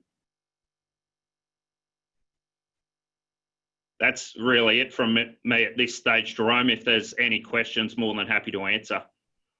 Right, Scott, I think we've got time for one or two, and then we'll move on to Marilyn. So thank you very much for that. I really like the point, because it's really got to be done the right way. Like safety is just good business. If it's done, it's balanced out as productivity and those sort of components. We're not talking about, I guess, gold plating or those sort of components. It's about a real systems-based approach and bringing us all along on the same sort of journey. Question here from Graham. He's saying, look, great to see conspicuity used on your fleet. Have you seen a reduction in incidents since implementing them? That's a very good question, and the short answer is I don't have anything definitive on that. We still have a large legacy fleet that obviously will work through its replacement cycle. We've certainly seen, take the example I gave before around the driver and the driver scorecard, where we've raised with drivers how they're performing, we certainly see improvement. In relation to the fleet itself, we need more data, and our fleet density is building, and by fleet density I mean density of fleet with that type of equipment is building as we speak.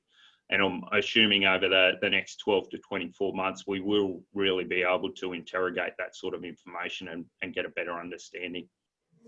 And also, like, I've driven a truck and dog quite often for grain harvest out in regional areas and those sort of components, and I think it's absolutely an amazing task that your drivers do when they drive through an urban environment with just so much going on around them. I think they're incredibly professional.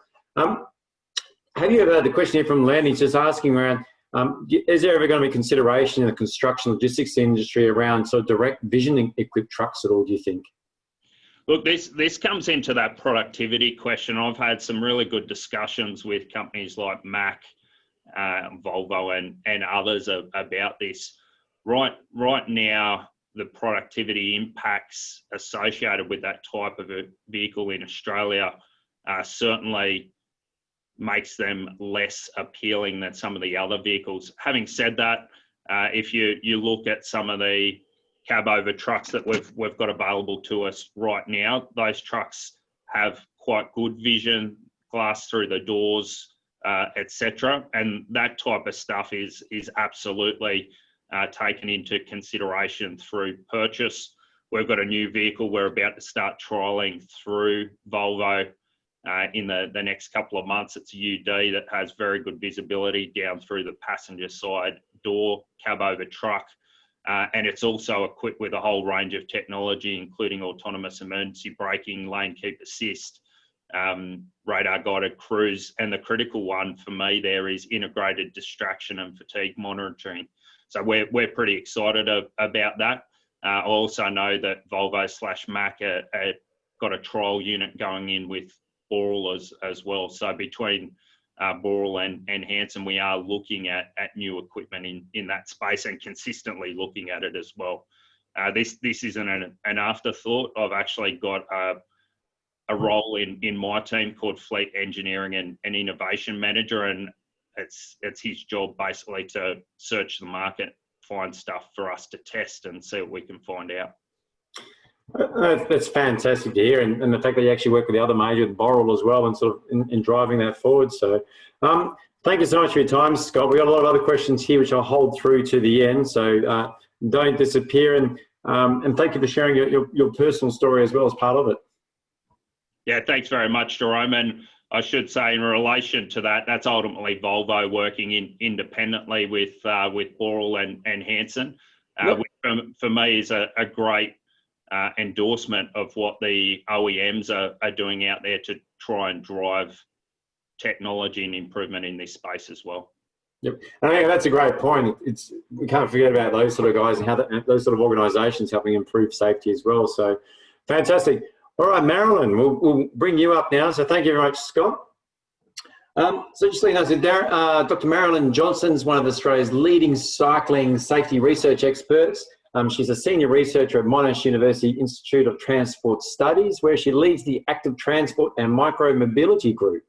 She's also the research and policy manager of the Amy Gillett Foundation and was a major contributor to the national campaign, A Meter Matters, that changed the road rules to improve safety and drivers and cyclists that share the roads in Australia. So welcome, Marilyn. I do love seeing you last few Monday mornings as I sort of join you in helping present these Sharing the Road Safely. So welcome. Thanks, Jerome. Can you see my slides? I can. You've got it all going spot on. So let's Perfect. fire away. All right. Let's hope it stays that way. Thanks, Jerome. Hi, everyone, and thanks so much for staying to the end, to the last presentations, although the three guys before me certainly have had a lot that's really interesting to say. So the part that I'm going to focus on is sharing roads safely. It's been mentioned a couple of times already, and it's the Vulnerable Road User Awareness training course that the Amy Gillett Foundation has developed and delivers for heavy vehicle drivers. And I'm going to go through the course in a little bit of detail. But just as Jerome mentioned, I do have two roles, both at Monash University and at the Amy Gillett Foundation. I'm aware that some people may not be aware of the foundation, so I'm just going to start with a little introduction. Let me just make this work. There we go. So the Amy Gillett Foundation was inspired by the life of Amy Gillett. Amy was killed in a training ride in Germany in July in 2005. And after her death, her family, friends and teammates came together to start the foundation with the mission of creating a safe cycling environment in Australia. And that's still very much the mission today. The campaign that you're probably most familiar with from the foundation is A Meter Matters, and that was the push for amendments to the road rules nationally to include a minimum passing distance. But that's just one of the programs that the foundation does. There's a lot of other work that goes on, but the one I'm going to talk about today is sharing roads safely. So sharing road safely, it is about vulnerable road users, so that's cyclists, but it's also pedestrians and motorbike riders. So what I'm going to go through today is a bit of a timeline in the adaptation of the CLOCS program. So Peter mentioned the Safe Urban Driving course, that's part of the CLOCS program. How we've developed that for Australia, I'll go into a bit of detail about the course content and what we actually deliver, the evaluation of that to date and our planned next steps. So starting with the course timeline, I'm just going to move my head out of the way, excuse me everyone, there we go. So starting with the timeline, this started back in December 2016. This was when Vic Roads started a stakeholder workshop the week before Christmas. It was really in recognition that the Melbourne Metro Tunnel project was going to increase the number of truck movements into the city areas, and that those were streets that already had a high number of vulnerable road users, be they pedestrians, cyclists or drivers, and also the awareness that some of the truck drivers coming into that space may not be usually going into those areas. There are about 90 stakeholders at that workshop and included a lot of government and non-government representatives. One of the outputs from that workshop was for there to be working groups, and those started in 2017. There were 4 groups that covered things like site safety, route selection, vehicle safety, and public education and influence, and that's the group that I belong to. Also in that year, I was travelling for a conference in Europe, and I had a trip to London while I was on that conference trip, and met with the team at Transport for London, talked through the details of Safe Urban Driving as a course that was available then. Brought that back to the working group in Melbourne, and we decided that that was something that we needed to adapt and make sure was part of the work that was going on in Melbourne. That led to a tender being put out, and the foundation applied for that. We were successful and were awarded the project to develop a course for Melbourne. We thought that adaptation would go quite smoothly, and we took the next 2 months. We based it on the Safe Urban Driving course from TfL. There was a memorandum of understanding at the time between the state government in Victoria and TfL. So we had open access to all of the data there that was part of that course, which was fantastic. In addition to that, we also looked at other heavy vehicle driving courses that were being offered in Europe, in New Zealand, and in the United States. And we put together the program of works, and we took that to industry, and we thought we'd have another month or 2 of collaboration and discussion, bit of consultation, and then we'd probably run a trial in about March or April. That was not the case. That process took another 7 months. This was a really long process. It took a lot of negotiation, a lot of discussion, a lot of meetings.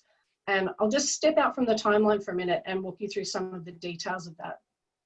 So adapting what we already knew was best practice internationally, there was a mixed response. A lot of support for the safety outcomes that were likely to be achieved, but a lot of pushback as well from the industry with a long list of objections. At one point, I collected an Excel spreadsheet where I put each objection on a row, and that list grew to over 200 rows. I'm not going to go through that list with you now, but the main one that we were pushed back on was that it takes too much time. It's just too long. It's too long to have the drivers off the road to do the course the way that we had developed it based on best practice. The other issues that we faced was that the overseas is not Australia. There was a lot of, it's different here. We've got trams and dog trailers and hook turns and all kinds of things that they don't have over there. So it needs new content, which is kind of contradictory to that it takes too much time, but that was okay. They wanted other scenarios included. There was also a really big push for industry to have the people who'd been involved in fatality crashes tell their story about that crash and its impact. And that led to creating new video. And that wasn't something we'd originally planned, but it's something that's actually having a big impact. But I'll come to that in a minute. The on-road part had another huge amount of pushback. It was considered too risky for drivers to be on the road. There was a lot of concern and discussion around insurance, who would pay, what would happen if there was a crash, if a driver was forced off the road, if they were injured. So that led us down another path with doing route safety assessments. So we have the routes audited before they go on the road.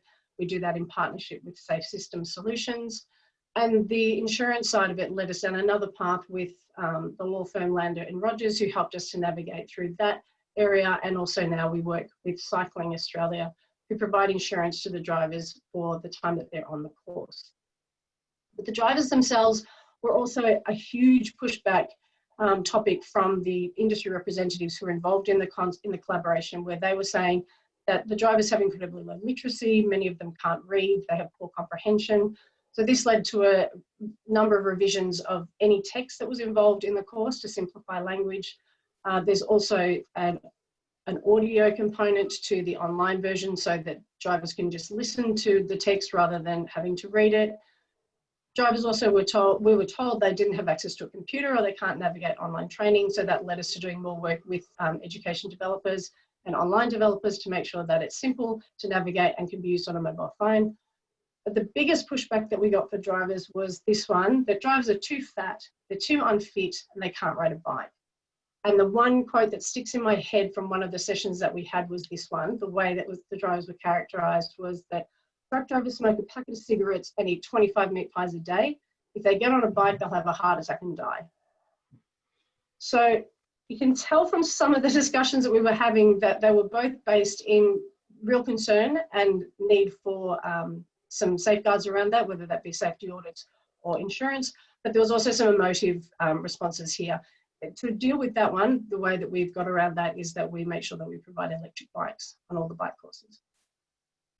So leading on from that stage, we did end up running a pilot in September in 2018. It led to some more negotiation back and forth and refining with the Victorian government, and we've been running Sharing Road Safely in Melbourne since February last year.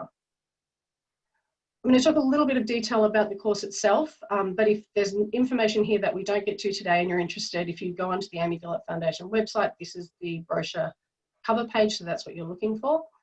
We mentioned a few times already about the safe system approach, and this very much informs the Sharing Road Safely course. It actually informs everything that the Amy Gillett Foundation does. It is the 4 pillars of safe roads, safe speeds, safe vehicles, and safe people. But it's also the underlying principles that death and serious injuries are not acceptable. We'll all make mistakes. We have a tolerance to force, so our bodies break. Everyone's responsible, and mistakes should not cost our lives. But that's quite a lot to put in a program for drivers. So the thing that we've pulled out and the way that we've framed the course is simply with this, that we all make mistakes. Drivers can come in quite hostile and they're expecting us to point the finger at them. So when we reframe that by saying, well, people will make mistakes. You'll make a mistake, a cyclist, a pedestrian, a motorbike rider, they'll all make a mistake. When those mistakes happen, people shouldn't die. The training objectives for Sharing Road Safely, there are 4. So changing roads helps us to set the policy framework that this is bigger than just an individual who wants to ride a bike or walk on the footpath. This is also government action that's leading change in our cities.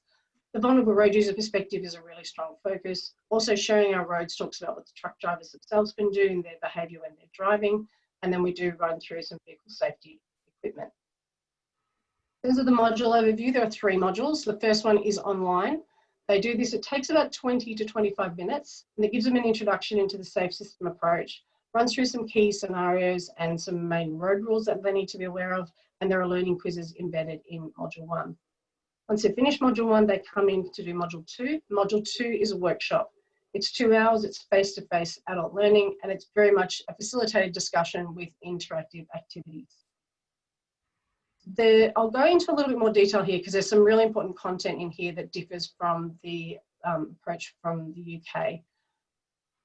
This part's not different, but this is where we start, is that we do acknowledge the expertise of the drivers in the room. They've all been driving, some of them for many, many years, and they do come in with the expectation that we'll be blaming them, as I said before. Some of them are hostile about having to do the course, some of them are hostile about vulnerable road users, and for many of them it's the roads are my office. So there's a sense of legitimacy about their use of the road compared to other people. So we address all that with an icebreaker after they've introduced themselves and told us about their expertise. We have the session where they vent. They tell us what they don't like about sharing the road. This is the question that we ask them is, tell us what you don't like about sharing the road with cyclists, motorbikes and pedestrians. And it can really kick off. They really are quite happy to tell us what they don't like. Usually it escalates to someone swearing, and they'll generally say things like, all cyclists are arseholes. And then they'll be, oh no, not everyone. But it really gets that sense that they do come in with some frustration and we need to address that first. But it's not just there for them to get angry and argue about who should and shouldn't be on the road. And the way that we bring the conversation back to the topic of sharing roads safely is to use the video that industry was so keen for us to make. The first video that we have is about a driver who was involved in a fatality crash with a motorbike rider and his boss. So Steve and John talk about that incident. It goes for about 7 minutes, so obviously I don't have time to play it today, but I am going to show you just a small clip from it. And I understand that John may be watching today, so if you are, thank you to John for your contribution to this video because it has enormous impact on the drivers. So hopefully the sound works and you'll be able to watch a short clip now. Yeah, it's a significant thing that, you know, you wouldn't wish on anyone. I went back to work when there was no one there and I drove the truck when it was empty, and then they just eased me back into work. This is helping me to relive it, I suppose, and to process it. Luckily, I've got a lot of support with friends and family. Anxiety is something that sort of sticks around because I've experienced someone's life just like go, you know, within a split second. We've all been in a hurry to get somewhere. Don't drive to a deadline. You get there when you get there. We'll argue about it later. Slow down and just be careful. All we're looking at is GPS going, you've got to turn right the next 400 metres and you're going to arrive at your destination at 11:49 a.m. Why does it matter if you don't turn up at 12:05? What's the difference? So I just appreciate every day. We've all got a responsibility, whether you're riding a scooter, riding a push bike, riding a motorbike, driving a truck or just another car, that everybody needs to be looking after everybody else. Because everyone's got a deadline, everyone's got somewhere to be, but everyone's got family to go home to.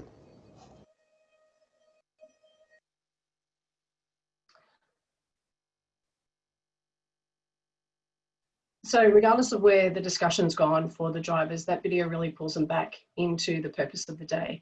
And from there, we move on to a range of activities that they do.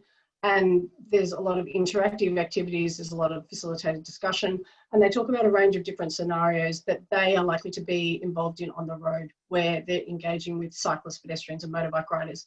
And they'll get together and they'll discuss what they expect the cyclist to do, or the motorbike rider or the pedestrian, what they should do, what doesn't work. And then they'll have a discussion around that as well.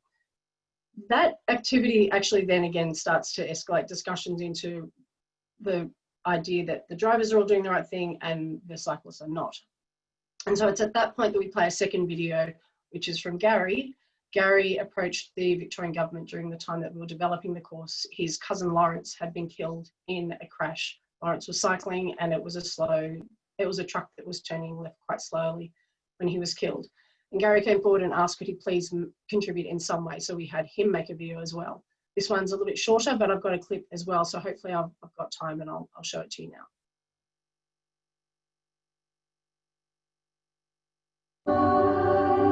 Before this happened, I used to hate cyclists on the road. In my mind, all I could think of was, why are you guys on the road? What are you doing in my way? And to me, they just didn't belong on the road. The road's for cars, not for cyclists. I can't believe I used to have that attitude. Now all I see is a human being. Now when I drive around, I go out of my way to be as safe as possible. I'll slow down, I'll even stop and let them through. If his death can mean something, and maybe what happened to him doesn't need to happen again. I hope that whoever's watching this is just going to take a little extra care on the road and realise the impact a mistake can have. One little lapse in judgment or an error and someone's life could be gone. You might be having a bad morning, you might be in a rush, someone's cut you off. Don't let that get the better of you. Just be careful.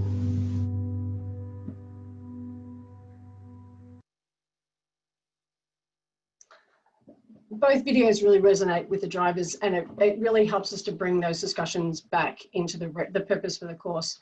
The next activity after this, and so the three videos were made completely independent of one another. Each of the drivers were totally unscripted, but the key message was the same from the three of them, and it's just slow down and be careful. And we hear that in the feedback from the drivers a lot, so we know that those videos are having an impact.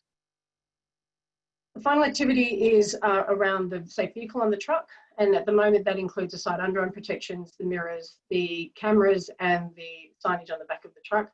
We designed this activity so that it's really easy to add new technologies as they come in and become available, and we can swap that in and out depending on what might be required on a particular job or for a particular company.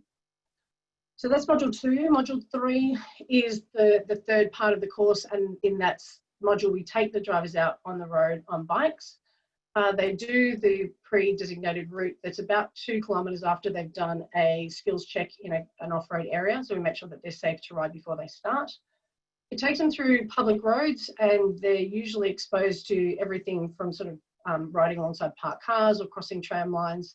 In the middle of the course, they stop, they get off the bikes, and they do an activity as pedestrians, where we get them to walk across 4 sides of an intersection, waiting for the pedestrian lights to change. And some of their signal phasing times are quite long. They get quite frustrated, but there's obviously the reason for that is for them to have the experience of what it means to be waiting for those lights and why someone might run across on them. It's also really valuable to do that and have the discussion. Our coaches talk them through what, one of the sites where we do it is next to a tram stop. So often you'll get pedestrians who will run across in front to try and get a tram that's approaching. So just give them that experience as well. So far in terms of delivery, there's some of the logos of the companies that we've had through the course to date, and it's across all of the major big build projects in Victoria. We've had about 1,000 drivers come through module 1. We've had a lot of delays this year due to COVID, and we haven't been delivering modules 2 and 3 all through the year, but we're back online now. So we've been delivering that since early November. We've had about 140 drivers go through module 2 and almost 100 drivers go through module 3. In terms of the evaluation, the drivers' feedback, we get really positive feedback from drivers across all the different measurements that we have. They find the training useful, they have a better understanding of the issues, and they do report an improved attitude towards vulnerable road users. It wasn't our plan, but we also find that after the course, drivers say that they're more likely, just slightly more likely to actually ride themselves. And we see the biggest increase there for riding for leisure, sport, or exercise. Common comments that we get are that the drivers actually want the longer ride. They kind of get back and they're a bit annoyed that they don't get to ride for longer, but that obviously is a change that we made way back at the start when we were doing those consultations with industry. They find it well presented, and we think it's high praise that they say that it's not draining, but they do say that they wish that this was delivered more widely, not just to other truck drivers, but to drivers more generally, and they often comment that it should be in schools. But the most common comment that we get from drivers all the time is, can I buy the bike? And that's particularly the case for drivers who get to ride the electric bikes. They actually really enjoy this part of the course. Lessons for us is that we're finding that we can create positive attitudes and perceptions of pedestrians, cyclists and motorbike riders, and that the on-road component is really essential. There is a difference in the feedback between those drivers who only do Module 2 compared to the ones who come along and do Module 3 as well. And the next steps for us is to continue to evaluate and improve the course. We have some funding from the Office of Road Safety to do a demonstration project of sharing road safely in 3 cities next year, assuming we can do that with COVID. That's in Sydney, Brisbane and Perth. And we also have funding from the ACT government to do a demonstration project in Canberra. We're also working with some local councils to work on some customised delivery. Just a quick shout out to our partners and suppliers. So we absolutely do not deliver this alone. It takes a village to present these courses, and acknowledgements to the Victorian State Government, the ACT Government and the Office of Road Safety for the funding support. And that's it. Thank you very much. Happy to take questions if we've got time. Oh, we do. I'll throw a couple and I'll move quick and get to a bit of a panel. So Marilyn, that was fantastic. And I do love delivering those courses in particular and just seeing how the drivers engage. I was quite surprised to see the comments around, I guess, what people thought a truck driver is with regards to heart attack on wheels and pie eating and this sort of stuff, because I don't recall many of the guys coming through that fit that bill. No, I have to agree with you, Jerome. And not only that, the idea that, well, look, it might not be that we're getting typical drivers through, but we've not yet seen the really low levels of literacy and lack of comprehension either. In fact, some of the comments that the drivers make in what they want the public to know about driving around trucks shows that there's some really smart people driving trucks out there. So yeah, I think that some of the industry pushback we had early on misrepresented the drivers. That's fantastic. Well, what I might do, unless we've got any questions, because I'll quickly move on. I'll just close out with these little bits and we'll go to a bit of a panel discussion. So I've got a lot of other questions here and a couple actually relate to some topics I'm going to cover off in a moment. Let me just bring this up. So what I'd like to share now, just as we sort of move on, going towards the last little area, is just a little bit of what we've done to date. So how have things been taken? But first of all, there was a question that came through, why isn't there being more done from a national or from a leadership level, all those sort of areas? And I just want to point out that there has actually been a lot of push from a national level. It was actually featuring in the National Road Safety Action Plan. It's one of the recommendations that sat in that under recommendation Action K. And it was also featured into the inquiry that was recently done by John Crozier and Jeremy Woolley into how do we actually address the problem of increasing road fatalities and what can we do in the future. And CLOCS was actually one of the ones Key mentioned that can actually make quite a difference in having a bit of an impact. So at a national level, it's very aware and sitting there. And as when the discussion paper comes out for next National Road Safety Strategy, I believe it's going to be mentioned that as well. But work done to date, as you can see here, there's a lot of stuff that's been going on. It's sort of focused in basically 3 areas here. We're looking at the Victorian component here, and you can see a lot of small subcomponents sitting in here at the moment. A lot of little projects taking place. There was a question earlier that someone's asked around swapping the seat and those sort of areas that are going on. Yes, they are. And you can see that sitting right there with regards to the training that's taking place, and that was taking place in 2020. The other one you can sort of see sitting here, obviously, is mentioning the sharing the road safely. There's the high impact route assessment, which is designed to really help map out the logistics of the sort of supplying and going through those sort of projects, and does it in a very much a collaborative sort of way. And the other thing is in all the major projects sitting in Victoria now all have requirements added to major construction contracts. So that's sort of the public outward facing. I mean, there's a whole lot of other little projects taking place behind the scenes, and we're very excited about when they can come out and we can actually talk about them in a more public way. As with always with Australia, I guess with Federation, and this is one of the key advantages of CLOCS, is you then move up and you look at up into New South Wales, and there's a number of different sort of projects taking place up there which can sort of feed in. There's the Be Safe, Be Truck Aware campaign as a starter. That does feature as part of the sharing the road safely. And the big comment that always comes through from every truck driver is how fantastic that is. And why isn't that being shown in Victoria? Why isn't that being shown elsewhere in sort of Australia? And it goes right back to the earlier coroner recommendations which was made up in Queensland, as to how we get people more aware of being safe around trucks, and that one really resonates. Other areas, there's talking about heavy vehicle safety requirements, the safety technology. There's a Fresnel Lens project which is being undertaken, which is being led by Michael Holmes as well. And then there's a lot of safety standards which are flowing into the major infrastructure projects taking place up in New South Wales. And this is the thing, is it's into the major projects, and there's a question that came through from the audience actually asking, well, why is it just the majors? Why isn't it flowing into other general sort of projects?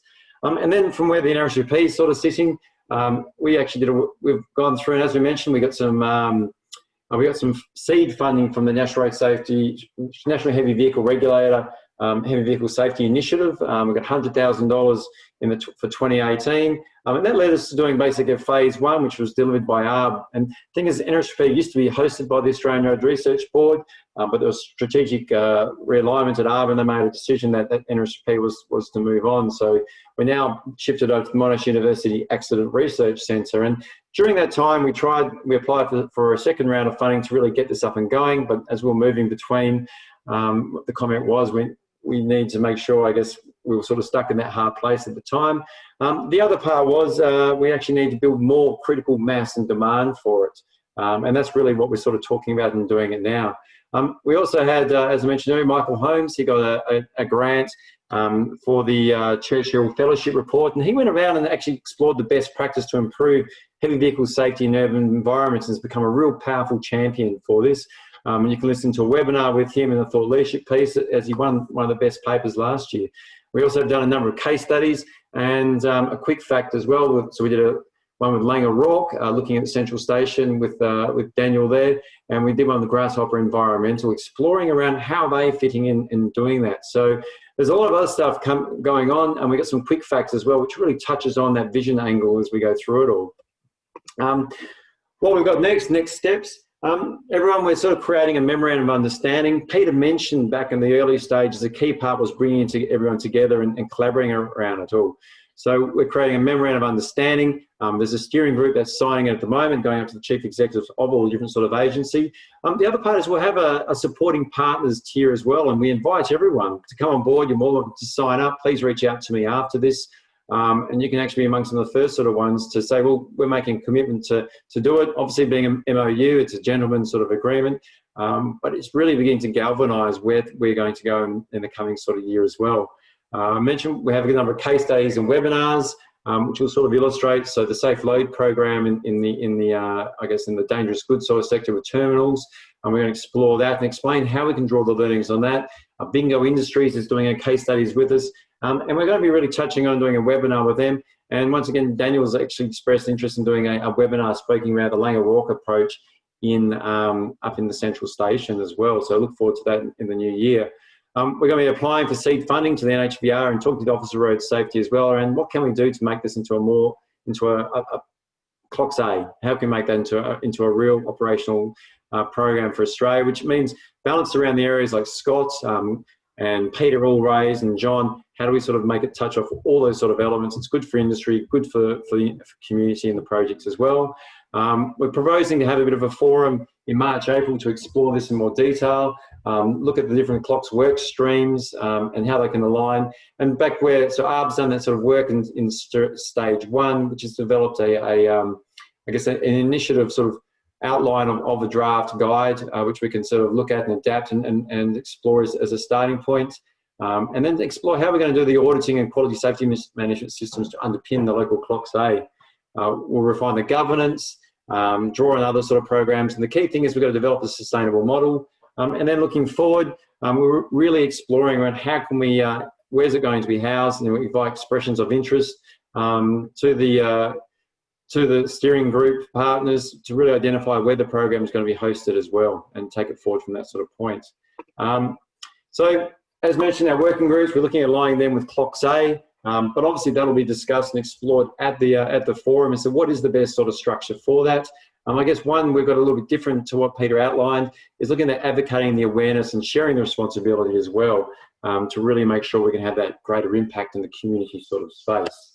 I really want to acknowledge, before we move into the question section in the panel, these these are the people who've been supporting us over the last couple of months, meeting every couple of weeks as we've been moving forward and building this together. So we'd like to thank Chris, Greg, Ian, Marilyn, Melissa, Michael again, and Peter for coming in, and for Sharon as well. So it's very much a collaborative approach in taking this all forward and building where things are going. So what I'm going to do now is we'll open it up. I'll draw this away, and we'll close out with the last few sort of questions. So let me shut this down, stop sharing, and bring our panelists. So if you have sort of some questions that throw on in, let me just get the question box back up again.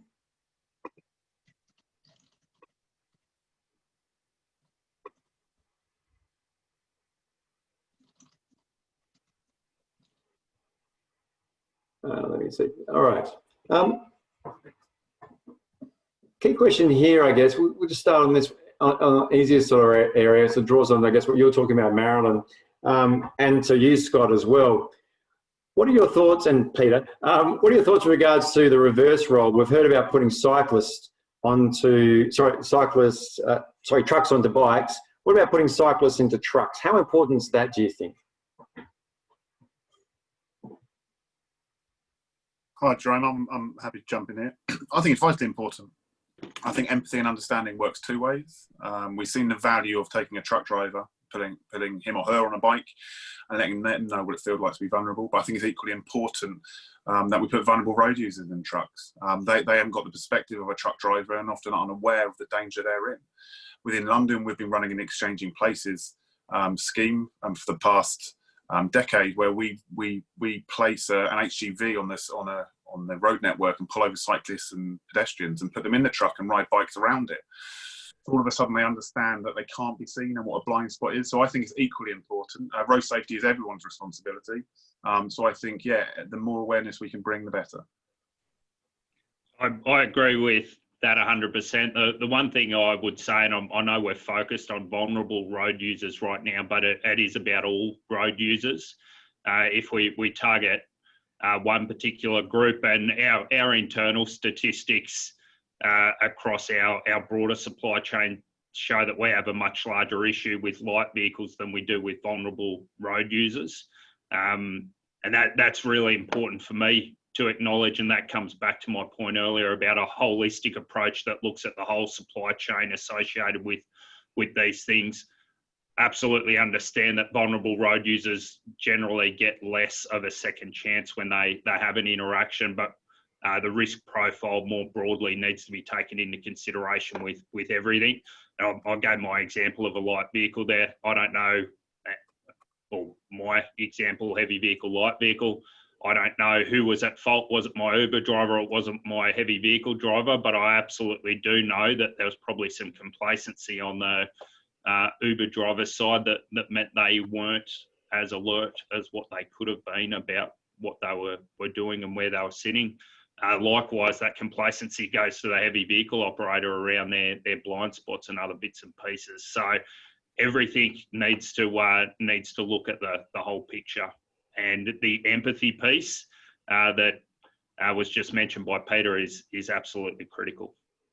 Yeah, if I could just jump in, Scott's completely right. And this is not just what we get feedback from the truck drivers on, but this is also much bigger than even just trucks and vulnerable road use. It's even bigger than trucks and light vehicles. We don't teach people about sharing the roads very well at all in Australia in terms of teaching young drivers how to not swerve in front of the truck, not to overtake and pull in front of the braking space. In terms of just generally being aware, we tend to send people out and just assume that they'll work it out on the roads.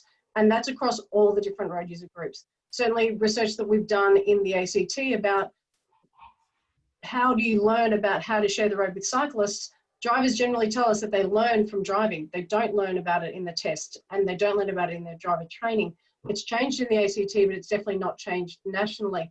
And when we've asked supervising drivers who are supervising novice drivers, learner drivers, how to share the road safely, we ask them, how do you share the road? And they know how to do it. We ask them, would you like more training so that you know how to teach others how to do it? And they always say, the majority of them, 3/4 of them say yes, because they don't know how to teach someone else, because it's something that they just seem to pick up along the way. So there are a lot of gaps in the way we train people to share the road with other modes, whether it's the biggest and the smallest or whether it's somewhere in between. It's definitely a bigger conversation we need to have. Right. Thanks, Marilyn. Just we'll squeeze a couple more in, but I do apologise that we're going to run a little bit over because we've had some technical glitches. So I'll grab that for about another 5 minutes and then close out. And I've got a question here from Michael, and he's sort of keen to understand what are the metrics and key factors for industry to ascertain the cost of opting for truck safety check features when procuring a new truck versus the benefit that they may bring. So how do you balance that sort of argument? I guess that's good for you to start with, Scott. There's probably two parts to that. One is obviously the risk assessment process. How frequently are you having a particular issue, and how effective is the solution going to be at controlling that particular risk? The commercial aspect obviously comes into that equation. There's some things you absolutely can't put a commercial outcome on. Take autonomous emergency braking as an example. That's something even now, and I got asked the question earlier, have we seen a reduction in incidents? Part of the issue is near misses where an intervention might occur with this type of system. Is very difficult to measure and to monitor. But the reason why we went down that path was basically on a risk assessment based approach. We had a risk. We knew this was part of the control. It's not the whole control. The driver and a whole range of other things is the rest of the picture. But that's how we implemented and why we implemented that. In other circumstances, so we've got a lot of cameras on our vehicles. That one was very easy, and that was actually around insurance premiums as an example. I say insurance premiums, insurance payouts. Where third parties were at fault, and without appropriate evidence, we weren't able to convince insurance companies of who was at fault. So it's really horses for courses, but you do have the pure risk element in there that needs to be accounted for as well. Great. Couple of different questions. What do you think of, this is one from Sarah, what do you think of the using stickers displaying "Be careful, you're now my blind spot" that runs around truck bodies? So does it make much of a difference?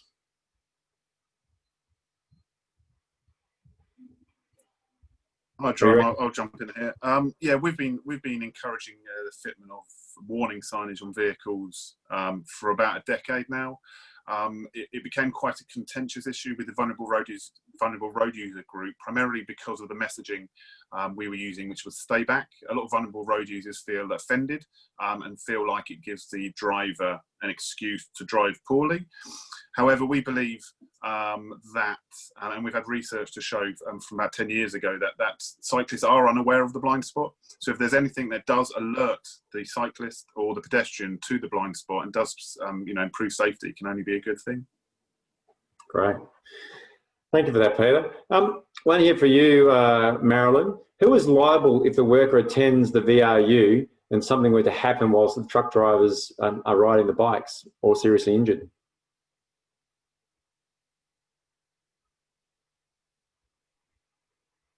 I'm probably would depend on the circumstances of what happened. I know that we have insurance coverage, so this would be probably something that I would get advice from the law firm that helps us, but also probably from the TAC. What we do is really take all precautions that we can so that an event doesn't occur. As I said, we've done road safety audits on the routes that we take.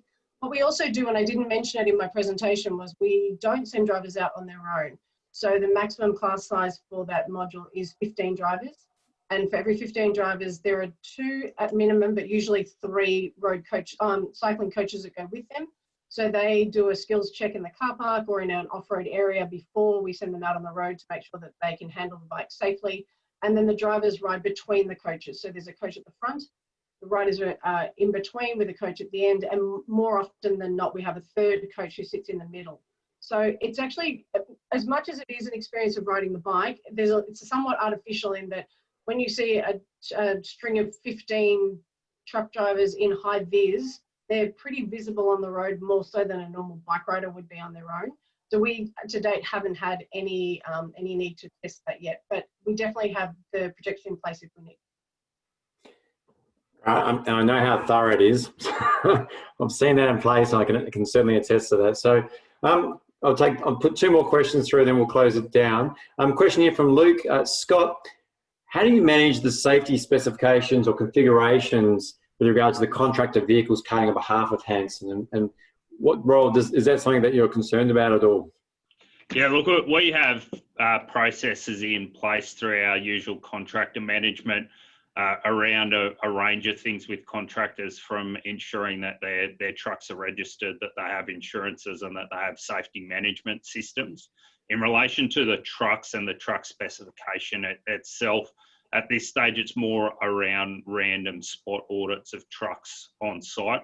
And that obviously doesn't just extend to specification. It's also having a look at the roadworthiness of the vehicle and determining whether or not it meets a standard that is sufficient. So really, we manage the system aspect through a digital system administered by our transport management team. And then we do spot audits across the country on the heavy vehicles themselves. And I guess, Peter, if you take that to the UK situation, I guess with the CLOCS system, in Scott's case, it basically, as long as they're CLOCS certified, you probably have greater peace of mind. Would that be correct?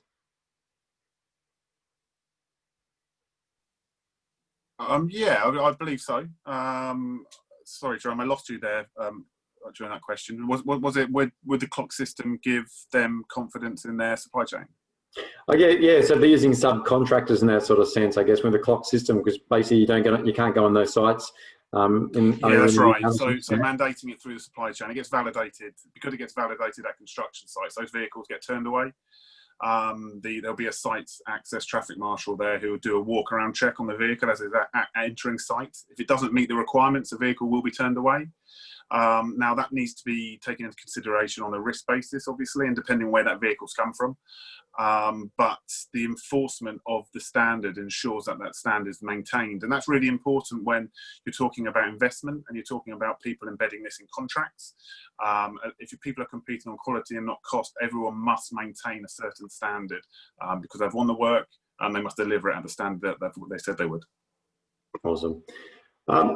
Thank you guys very much. I'm sorry we've ran over time a little bit, and I'll sort of look at pulling it to a bit of a close. So there'll be a survey which will go out at the end of this webinar, and there'll be links to the PowerPoints and everything shared at the end tomorrow as well. So Scott, thank you so much for coming along today and presenting. Thank you very much for having me. Appreciate it. Marilyn, thank you so much for coming along and presenting. Thanks, Jerome. It was a pleasure, and thanks everyone. And Peter, huge thank you. I know it's the middle of the night over there. I believe lockdown comes to an end today as well, which is a good opening for you as well. So thank you so much, as always, for dialing and sharing. Thank you, Jerome, and apologies for the technical issues, and good luck everyone on your CLOCS journey. It's very exciting. No worries, mate. Thank you very much to our audience for joining us today. Please stay tuned, reach out to get involved. We'd love to have you and taking this all forward. There's a lot of other people working behind the scenes pulling this together. It's very much a collaborative approach. So thank you all for your time today.